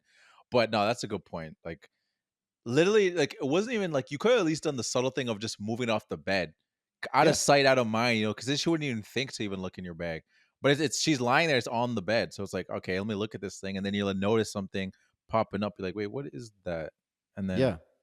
Put it under. He's like, oh, there she is. Let me put it under a shirt. You do better than that. bro, Put it at all the way at the bottom, or take it with you in the that's what shower I'm and put it in saying. the Put it in your pocket, and then yeah, like come, yeah, no, you're right. Terrible. Yeah, You could get a lot better at hiding that, Harry. yeah. Come on, Unicorn my ass. Can't hide shit. though. That's a box that That's doesn't really check. why she broke up with him. Man, they can't hide for shit. I didn't even look for this, Harry. What the hell? Yeah, exactly. She's like, I love hide and seek. I can't. This guy can't even hide a ring box. Like, it's not gonna work out, man. It's not gonna work. Yeah, Yeah, it's no genuine miserable. connection. You know the funny thing is, did that even come up? She didn't even acknowledge that. Like, I saw the Well, wedding well, to me, that's ring. why. Because when he finds, she finds out that he broke his Yeah. legs, did the surgery. Then she said, she's like, I don't want to marry you, and you Oh don't yeah, want I to guess marry that's me. true. So yeah, I She guess does say that. he probably realized like, oh, maybe she found it. Yeah, But I guess he's like, they don't verbally acknowledge it. damn, I should have put it in the drawer. Yeah, exactly. It's like maybe a couple more dinners I could have swayed her. Yeah, I was yeah. too quick on the trigger, Trip to man. Iceland. Yeah, that trip could have done it. Come on, Coulda, Harry. You man. fumbled the bag, man. Just for laziness. Just for laziness. Crazy. Dog. What's yours? Mine goes to John. Okay. And it's kind of like a one with Eloise because like I thought I was thinking it, but then she said it too, so I was like, okay, that's gotta be my lazy award because like Double down. we both thought it. So I was like, it's kind of I guess it's our co. But yeah, it goes to John because at the end of the movie he talks about he's giving the whole speech about I'm gonna do this, I'm gonna like set a calendar reminder, I'm gonna pick up extra shifts and all these things, all that stuff. And to me, I was like, wait, why were you not picking up extra shifts? Extra shifts were on the table and and you're not taking them? Why does now that you can be in a relationship means that you're gonna start taking extra shifts? Like it'd be Oh one thing if man. we were just like, I'm gonna start asking if I can get extra shifts and stuff like that, in the sense of like they weren't available. But the way he said it is like they've been on the table and he's just been like, they're like, hey, if anyone I'm wants to pick good. up some extra shifts, we got some available. And he just walks out. He just Yeah. walks straight out. So it goes to Yeah. John for literally being in that sense of like, come on, dog, pick up an extra shift. It's a great point. Yeah. It goes back to the growth. I step on one condom in the hallway. I'm picking up some extra That's shifts. what I'm saying. Come on, John. Love that. That's a great. That's amazing. Great pick. Oh my gosh. She's talking about love needs to be on the table. Like you need to be pick up those extra shifts, man. Like you can't. Oh man, yeah. I'm disappointed in John. But that, like yeah, that. That's thank you. I appreciate it. Our next award is our fit check. So pretty self-explanatory. What was your favorite or worst fit of the movie? Yep, I got a worst fit. Okay. I got the worst fit of this movie was goes to Lucy, and it's at the end when she's at Sophie's house. Like they come back from the wedding, and I can't really blame her. Like they're driving all night. Yeah. I get it, but the fit's still whack. So it is what it is. Yeah. She's got on her dress from the wedding.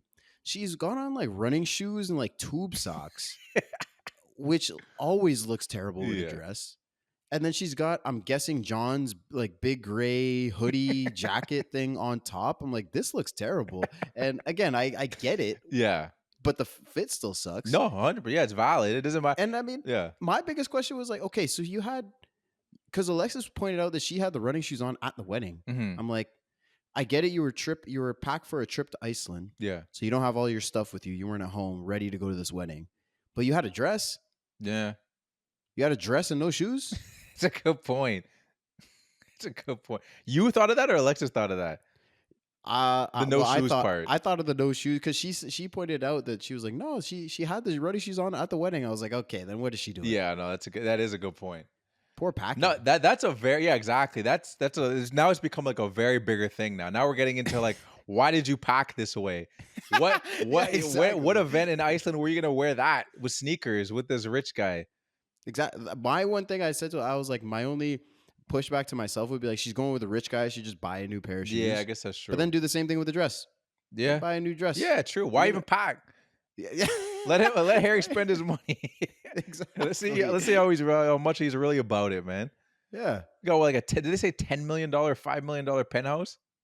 12, I think. 12? Oh yeah, don't bring your luggage. You can get her a pair of shoes. You can get her a whole outfit for however long. Well, I don't know how long they're going actually. That might be a little crazy to say, but nah, he can get her outfit. He can get her something. He's a unicorn. That's a good fit. So I appreciate that being. It's not a good fit. It's a bad fit. Yeah. No. Yeah. Exactly. That's a bad fit. I agree. I actually gave my fit check also to Lucy, but it's actually for a good fit. Okay. So she gets them both of us for a different reason.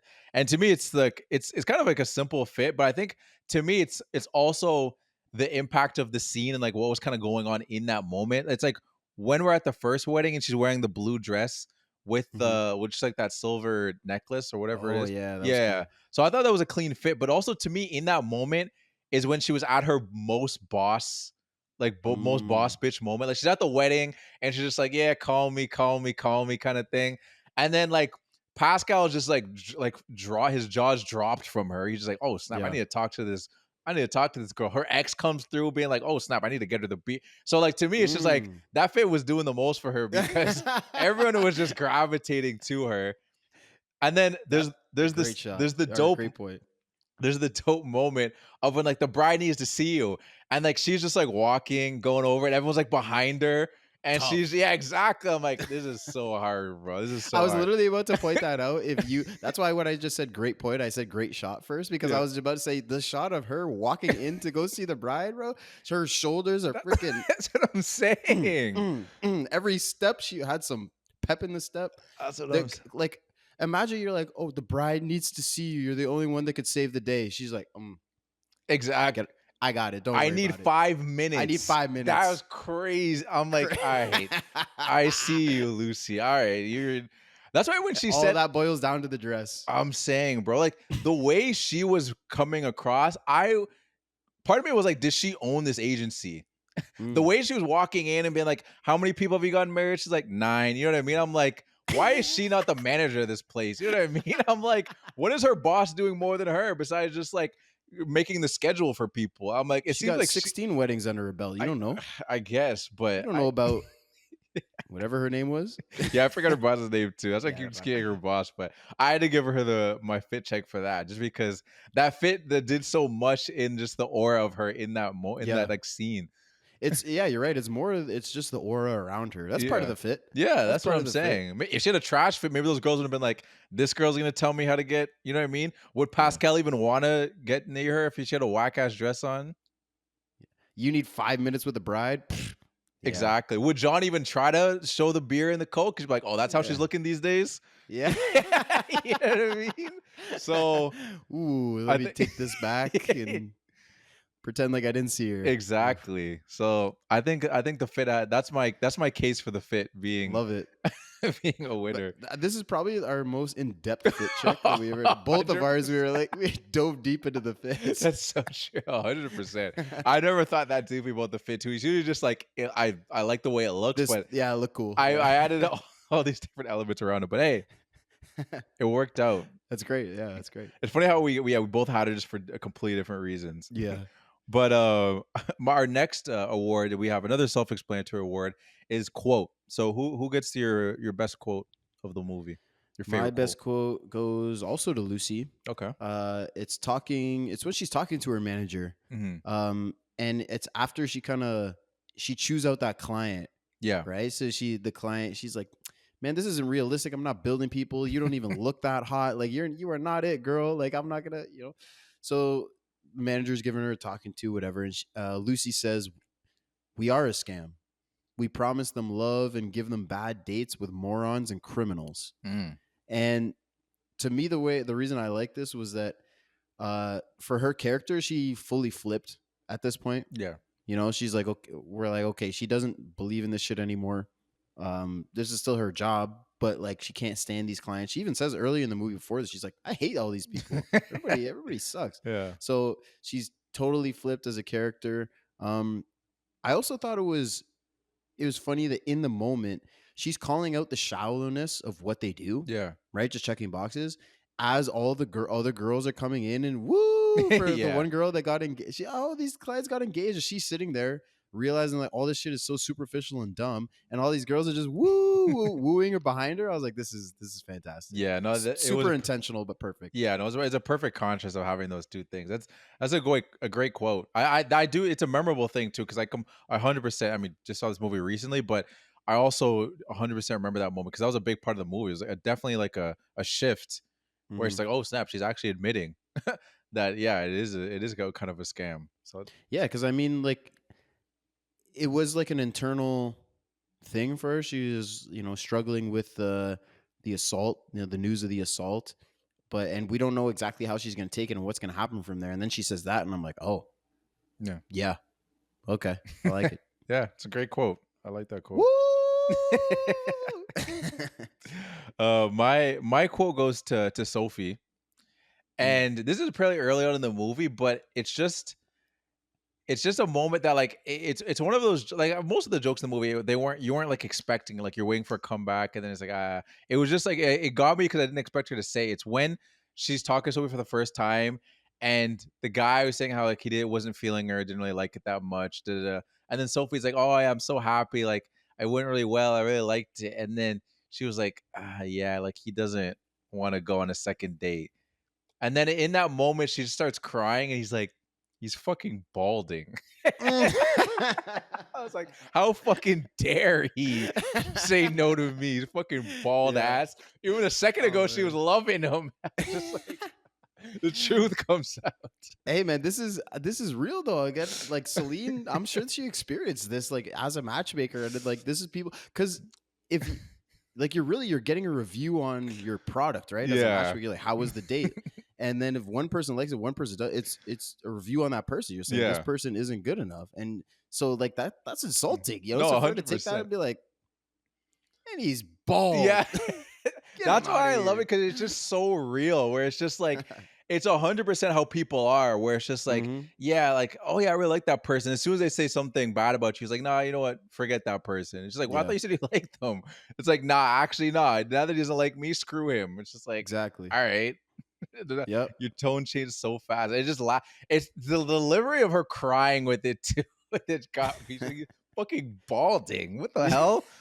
Why is a balding dude turning me down? I'm like, damn, man. And then it's crazy how they quantify her. She's like, man, like it's not working for Sophie because she doesn't excel at anything. She's pretty, but she's okay. She has okay income. She has Yeah, an I know, that's okay job. wild. Like, which is crazy because like she was like a lawyer, Yeah, wasn't she? I was like, I think so. that's a Yes. pretty dope job. That's okay, but all right, Yeah, it she's is. Yeah, it is. It is. That's an interesting point of it too, where it's just like, yeah, you just qualify these humans, where it's just like, how can you say someone is everything's subjective at the end of the 100%. day? So like saying like okay, pretty or one of those things, I'm like, someone thinks she's a smoke show, someone thinks she's hideous. You know what I mean? Like that goes to like along across the line for everybody. You know what I mean? So like Hmm. when you qualify someone like that, I'm like, damn, that's so wild. Because now you're putting them in this box where you can only accept like, and every person's gonna think they're okay, because they have to probably do that. Like she's okay, pretty, so that means she's okay, pretty for everybody. Yeah. So like you'll never even try to hook up with some of these other people because like, they won't think she's not conventionally good looking. So like that person will like, but you don't know.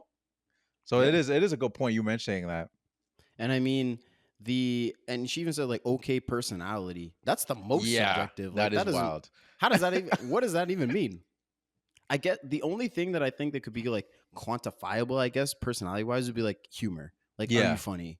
Like yeah, it's but but that's again, that's so subjective. subjective. Yeah. Some Yeah, people would think someone's hilarious and somebody will think exactly. Yeah, yeah. it's weird. It's really weird to quantify personality and looks, to be honest, because you can't really. Yeah. There's obviously certain things that are like society wise that people like, but Right. again, it doesn't matter just because like one person that a lot of people think is good looking. Not every person that exists is gonna think they're good looking. So it Yeah. is what it It's is. true. Our next award we have is our Six Man Award, aka our Peyton Pritchard Award, and this is just a basic award that we like to give out to someone that had a small role in the movie that we thought they stood out in like their small role. Not sometimes it's not actually a small role; it's just not something as big as like lead actor, director, or the writer that we wanted to give them some love. So who for you who gets your Six Man Award, aka Peyton Pritchard? My Peyton Pritchard is Zoe Winters, who played Sophie. Okay, yeah. So I thought she was amazing. I mean, Yeah. your favorite quote, like you talked about when she's crying, she was crying a lot in this movie, and it Yeah. looked super. I mean, I'm sure it was real, but it Yeah. looked super believable. She was like, yeah, funny in a couple moments when, um, what am I looking here? The scene where Lucy comes to apologize to her, right? When she Mhm. finds out about the assault, and so she like dresses up in disguise for some reason, Mhm. and goes to apologize her, and she calls her out, man. Say you're just using me as merchandise, like Mhm. you promised us all these dates and everything, but you're just selling us and throwing us to these men.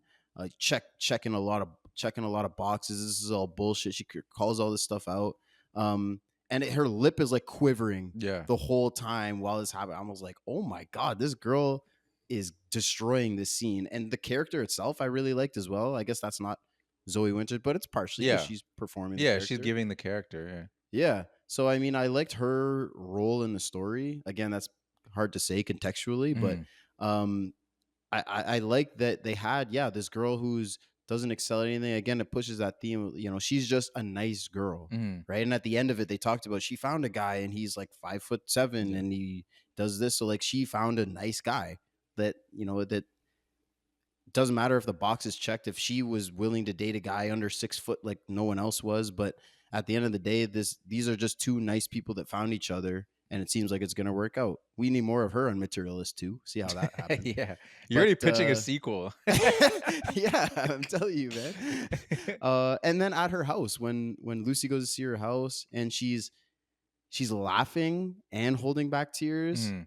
right? Because like the guy was at her house. She's like, "No, you're gonna be okay." And she's like, "Why? How can you say this to me? How can you say that everything's gonna work out?" She's laughing, like just her performance was Yeah. so good. And just finally, when she's like, "Fuck you, Yeah. pimp," Hey, yeah, that was that was hard. tough. That was tough. No, you're making really great points. Like I thought she was really phenomenal in the movies because like a lot of the emotional weight of this movie involved her. Like a lot, Yeah. but like there was obviously some scenes that didn't have her in it, but like I'd say majority of the emotional scenes had her. Hmm. So like and then even like the funny scenes too. It's like she had a really important role in this movie for as little as she had in a funny way. Like she was big for this movie, but she wasn't really like a main stay of the movie. Like her entire Yeah. screen time might have been like 10, 15 minutes maybe if you put all her screen time together. Well, I think she only got those 3 scenes. The first time she meets Lucy, well, Hmm. that we see her meet Lucy, and where your quote came from. Then after the assault, when Lucy goes to apologize to her, Yeah. and then at the end of the movie when they go to her house. I Yeah, think that's those are her true. only 3 scenes, Yeah, it's true. and she bodied every Yeah, single one of them. 100%. That's a great pick. I like And this. Dakota Johnson's sitting there, and she was okay, but like I was like, yo, Zoe Yeah. is cooking right now. No, 100%. That I agree with that wholeheartedly. It's a great pick. Who's Uh yours? my sixth man goes to Shabir Kitchener. So Mm, that's the DP, the yeah. cinematographer of the movie. Because we were talking about it a little bit earlier too, how just the cinematography, much like if with Past Lives, it was just phenomenal. I thought in this movie, I thought it was pretty interesting. I saw a fact that they insisted on doing shooting on film, like it was shot on 35 millimeter instead of digital, which I feel like you could sense in some of the aspects of it. And I think the reason they did it too, one just a stylistic choice of just like I feel like majority of like the heyday because like I feel like rom-coms aren't as big as they used to be. And a lot of Mhm. the rom-coms that like people like talk about, like the big ones that like really popped off and became really huge were shot on film because they're older, like early 2000s, obviously 90s, 80s, you can keep going back. But like in the 10s, there was definitely a lull because Marvel just took over everything. Like if you were making a Yeah. superhero action movie, your genre kind of like took a side because those were like the biggest things. And I think rom-coms and comedies in general took kind Mhm. of a hit. It was like comedies were just getting blended into like the action movies and like those and that was the only kind of humor we're getting. So I think that's part of the reason why they maybe a stylistic choice. I'm just making that assumption. I didn't actually see anything that they said that. There was some specific shots that kind of like how you pointed out the bookshelf shot. There's the just the shots in the penthouse, and I think it really worked too because it was a funny thing of like as they were making out, she's kept looking around. Of just like, and then them showing the space too. Like they had like the wide shots where it's just, man, this place is huge, and then they go back to kissing. It's like another scene. It's Yeah. like, damn, this place is crazy, and then they go And back he to a place grabs like, her and yeah. yeah. So like the comedy of that is Dakota Johnson, but it's also just the way it's shot too. Because I think just pulling away and deciding to be like, let's make this far. So she's really taking like how massive and crazy like everything is. Versus like you could have a tight shot and to see her face making these faces, but I think it's an extra element to have it like further out so then you can see what she's also looking at and being like, yeah, this is impressive. Like you're both looking at it's like us and her are both looking like, damn, this is crazy. And then like, Yeah. okay, go back to what you're doing. Like, wait, But yeah, we're this is not good. making out with Pedro Yeah, Pascal. exactly. Yeah. That's Materialist too, maybe. Yeah, Well, 4D. not us, but oh yeah, I guess maybe we didn't see this in 40. Maybe Pascal comes in, gives you a little kiss on the cheek every time. I don't know. Maybe, yeah, maybe. But another shot I really liked too was the wedding lights when they're having that conversation. Like, oh, what are we doing? I thought it was just like really nice, like kind of Yeah. like a practical. Like, you just saw the little circles of the lights Yeah. behind them. I just thought it looked really cool. And the last one, this is kind of just like a cool stylistic thing that they did when they were at the wedding, like when everyone was starting like the dancing scene from everyone at the wedding, and they were sitting down, and it kind of brought you around the room, showing all the couples Mm, dancing, and it just took its time showing you like the whole wedding. And then when it came back, they were just dancing. Like it didn't show, yeah. like it was like a cool little style. Like you could just have them, which wouldn't anything wrong with it if you just had them get up and then just start dancing. But it's kind of cool to have them like, oh, we're just sitting, we go away from them, and then we come back. It's like, oh, they're dancing now. Cool. And they're just part of it now. I thought that was just like a cool stylistic thing. So I had to give her some shouts out for that. It's obviously a team effort when you have those kind of direction things, but gotta I give some think that love. was also not I want to say like not only visually because it's like you say it's more of a stylistic choice of having them just enter the dance floor, Yeah. not showing it happen, but like them because to me I talked about earlier like the differences of the weddings, and this Mhm. one to me felt like more of a genuine connection side wedding, Yeah. not so much materialistic. Um, So to me, it's Lucy kind of integrating herself with that kind of viewpoint. Yeah, You know, true. That's a like good that. point. This, you know, she was against it, not against it, but this is not how she viewed relationships, and now she's seamlessly, I suppose, by the way they shot it, kind of entering the fold with John by dancing amongst everybody here. Yeah, that's a good point. I didn't even think about it, but yeah, based off I could just be talking shit. no, I don't but know. based off what we were talking about, I could see that point. I think that makes sense. And I mean, we talked about the close ups in John's apartment to make it feel cramped, and I Yeah. talked about like when Lucy gets the news about the assault and the way like the angles flip and the close ups hit while she's in the bathroom, like all those different types of shots were stuff that I noticed and I liked as well. So good pick. Thank you. Appreciate it. We got two more awards. Our second to last award is best scene. So again, self-explanatory. What was your favorite scene of the movie? Mine is Lucy and Harry's breakup Mm.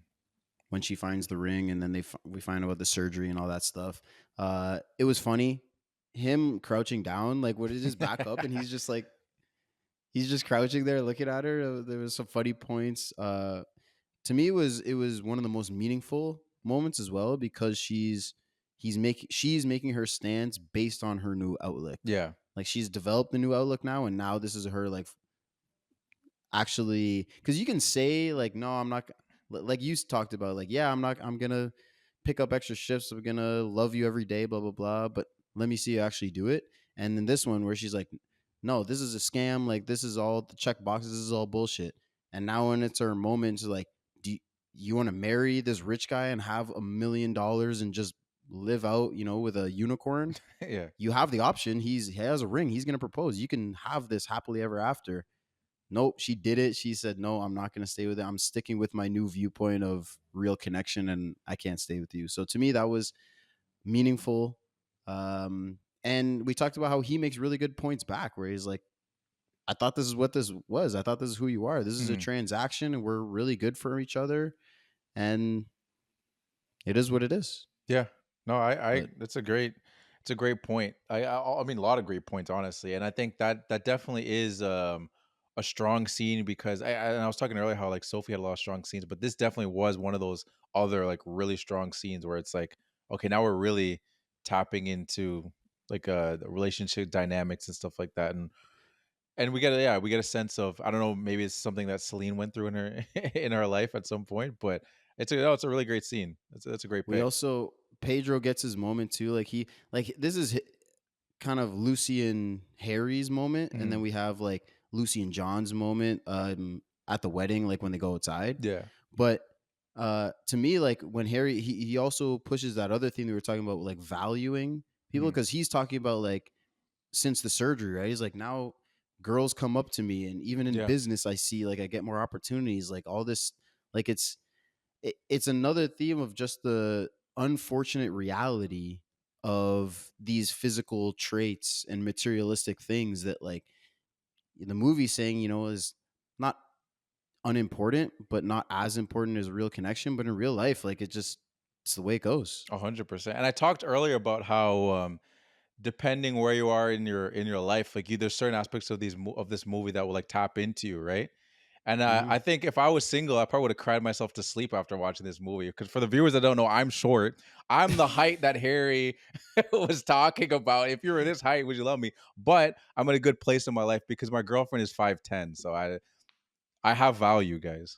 Absolutely, you I do, have buddy. value. You I sure bag do. someone 4 inches taller than me, so it's Nice, possible, sir. guys. For anyone anyone short out there listening that's thinking this not can't Is it happen. genuine connection, or is it because of your money and check boxes? You guys Exactly. compatible? No, we're just compatible, yo. Oh, nice, sir. I don't have a penthouse or anything. You'd think that'd be the case if someone that short I'd have to date someone Not 4 inches yet. taller than them. Not yet, exactly. Not yet. Not yet. Not yet. But What genuine was your best connection. scene? Exact same scene. Hey, that is a certified. But for similar but different reasons. I appreciate everything that you said that for that scene, and I really did appreciate that. But I think I kind of touched on it. I even said it earlier. To me, there's the buildup of it being so serious just made me laugh. Mm. Of it just like it felt like we were going into something, which we did end up going into a deep conversation, but it felt like something deeper was gonna come from seeing those scars, because they teased it earlier. She saw those scars a previous night, and then she saw them again, and I was like, "Oh snap! Like, what happened to this dude from a young age? Like, we're about to get a background story. I don't know if we're gonna get a flashback or just like a quick little story, and then it ends up being that." And just the way they talked about it, where she's like, "Yeah," she's like, "I made an investment. Me and my brother did it together. Like, they did like this." Like this spiritual trip together or something like that, or like they went to this crazy journey, which whatever, it is a journey. But then she's like, that we made the investment, and she's like, I made some investments too. Yeah, and Yeah, true. I thought that was funny, and it was just yeah, I know. And then him just lowering himself too, like that. It was That was fantastic. hilarious. So I like I'm giving it some shout outs for like the funny aspects of the scene, but it was also great for its serious moments too. So it's we had the same old scene, but for different reasons, which still makes it certified. I don't care. Yeah, I don't care because what well, anybody that says. just shows how strong the scene was because it excelled in multiple ways. Yeah, Certified best scene. That certified means scene. it's undeniable. That is the best scene in the movie. Exactly. Certified. That's how it goes. Can't be It's argued. just You how it might not goes. like it. That's gonna be Can't argue that's it. gonna become our thing now. You may not like it, Absolutely. but Yeah, it's certified. certified. Our final award is our MVP. So, who is your MVP of the movie? Celine Song is the MVP of this movie for me. The the theme I talked about, like the subtlety that I think was not as well done in this one, but she still made me think. Like she Yeah. still left it open. Like we talked about, Harry isn't just some asshole. So like she still left it open. She still makes you think about how you see relationships and I said, the value of people and the unfortunate reality. Like this is all real stuff. So it's stuff that you see out when you're in the world or you can experience depending on your physical stature or your income and you'll have a different view of value and kind of a different way to see things based on your experience. um I liked the not a classic rom-com where the rich guy's a dick. Yeah. This is her outlook on love. I'm assuming, she wrote the story, so I'm assuming this is her, how she views relationships. But the argument could be made for Harry, so like it's still open. We talked a lot about her stylistic choices. I think the writing was just great. Yeah. I love the character of Sophie and the twist kind of, and just what that added to the story. And also one final point, I noticed that at the end of this movie, not the last shot, but like when Lucy and John are talking on Sophie's steps Mm-hmm. when he's like proposing everything, she ended it straight on shot of an apartment in New York steps. Same thing as Past Lives. It's her sitting on the steps yeah, and then that's true. walks down the street. That's Yeah. true. That's probably like a little bit of a like. Did you catch that? Yeah, that was yeah. good. I caught it, Celine. Yeah, I didn't catch that, but now you mention it, yeah, it's 100. I 100% think she did it on purpose. That's a good point. That's a well deserved MVP, and which is why she also gets my MVP as well. Yeah, I mean, you mentioned like a lot of the great aspects of like why it was such a great movie, and we have parts of it that we loved, that we liked, that we didn't like, and that's just gonna be normal. There's not many movies I think we're gonna come in and be like, I loved every single thing about this movie, and I know not necessarily complaints, but like certain things that you're like, I don't know if this worked for me personally or whatnot. But as far as this movie, I feel like the emotional ride that the movie took you on was just a funny experience in itself. Like there was a lot of laughs. You know what I mean? I feel like a lot of the jokes, there's not that many jokes I think that didn't land for me in the movie, where it's just like, even if it got like a little bit of a chuckle, and just like the serious tones of it, the serious aspects of it. Cause like I was expecting it to be in there, and not necessarily if this movie didn't have multiple layers to it, because there's the multiple layers, like Sophie's story in itself could literally be its own story. Like there's a lot there. And then just the dynamic of those of like, it's a triangle, but if you just isolated each three of those things, they could all be their own movie.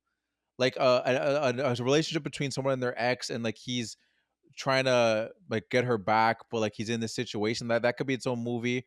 This girl meets this rich guy, and then at the end she realizes that like she doesn't really love him, and then her just being a matchmaker and her dealing with Sophie and like the bad things that happen with matchmaking. Those could all be those own movies. So I appreciate that there was all these different elements to it in that, and some things worked for us and some things didn't. But I appreciated the story that she gave us. I think it worked. That's a really good point, actually. I never thought of it that way, but you're totally right. Like all three of them could have been separated, and the fact that she has all three of them in the movie and it's not choppy, like it's very seamless, like the way, like it's all part of the same story. The way she worked it all together is impressive. So writing and directing, obviously you're going to get double credit for that in this scenario, but you made a point about all of them, or the comedy and the seriousness. Like again, she came in and out of both super well. Like it wasn't like, okay, here's a serious scene, then we're gonna have a funny scene, and then we're gonna have some exposition, and then you know what I mean? It was all scene. Most scenes had like emotion, exposition, humor, all of it in every single scene. Great. Yeah. No, it was well done. I think the only thing that like maybe holds this movie back as it goes forward, which I still think will probably do well just based off the star power and the stuff like that, and maybe some word of mouth. But I think that aspect of like maybe people just didn't like her decision in the end might change people. But like overall, the movie, like there's so much good within just like the conversations that are happening about the movie that obviously people like with any movie, the way something ends sticks with people in the end. Yeah. So like all that stuff maybe kind of just like bypass it because like, I don't like the way it ended though. So then it's just like, I don't know if I want to rewatch it or tell people to watch it because like the end didn't sit well with me. But it's got people thinking and it's conversation. So that's why we need an alternate ending. Yeah, exactly. Hey, maybe it's there. We'll see when the Blu-ray or whatever comes out. Maybe there is an alternate ending that'll end up on YouTube or someone. Who knows? And imagine it's exactly what we said. Oh my goodness, that would be crazy. That'd be sick. People will be like, "Oh no, when was this episode recorded? Y'all are fake." It's like, we're gonna have the timestamp on it. No, we got it. We got the timestamp, yo. We got the receipts. We got the receipts. All right, well, there you have it. Celine Song certified MVP with a certified best scene. We love to see those. Thank you everybody for listening. That's gonna do it for us here at the Film Room Podcast. Be sure to follow us on socials. We are on Instagram and TikTok at the Film Room Pod. You can find us on YouTube, of course, Film Room Podcast. We should pop up. Apple, Spotify, all that stuff. Be sure to leave a like, subscribe, all that good stuff. We really appreciate it. And a review, of course. 5 stars only. 5 stars only. Only 5 stars. 5 stars. I thought you were gonna lead me up or something. We're very materialistic. Yeah, very much. Yeah, about our stars. I don't care about an unspoken connection with 2 stars. No. 5 stars only. 5 stars only. And with that, we will see you next week. Dion, take it away. Oh, before we leave, I want you guys to remember, just like Lucy says, love needs to be on the table, and not just on the table, but within yourself. Because no matter how old, fit, or tall you are, but for those wondering, the limb lengthening surgery is very much real. The cost for it is about $75,000 to $200,000, depending on your country. So I'd say hit up ChatGPT and see, like, depending where your location is. But yeah, but remember, self-love and peace out.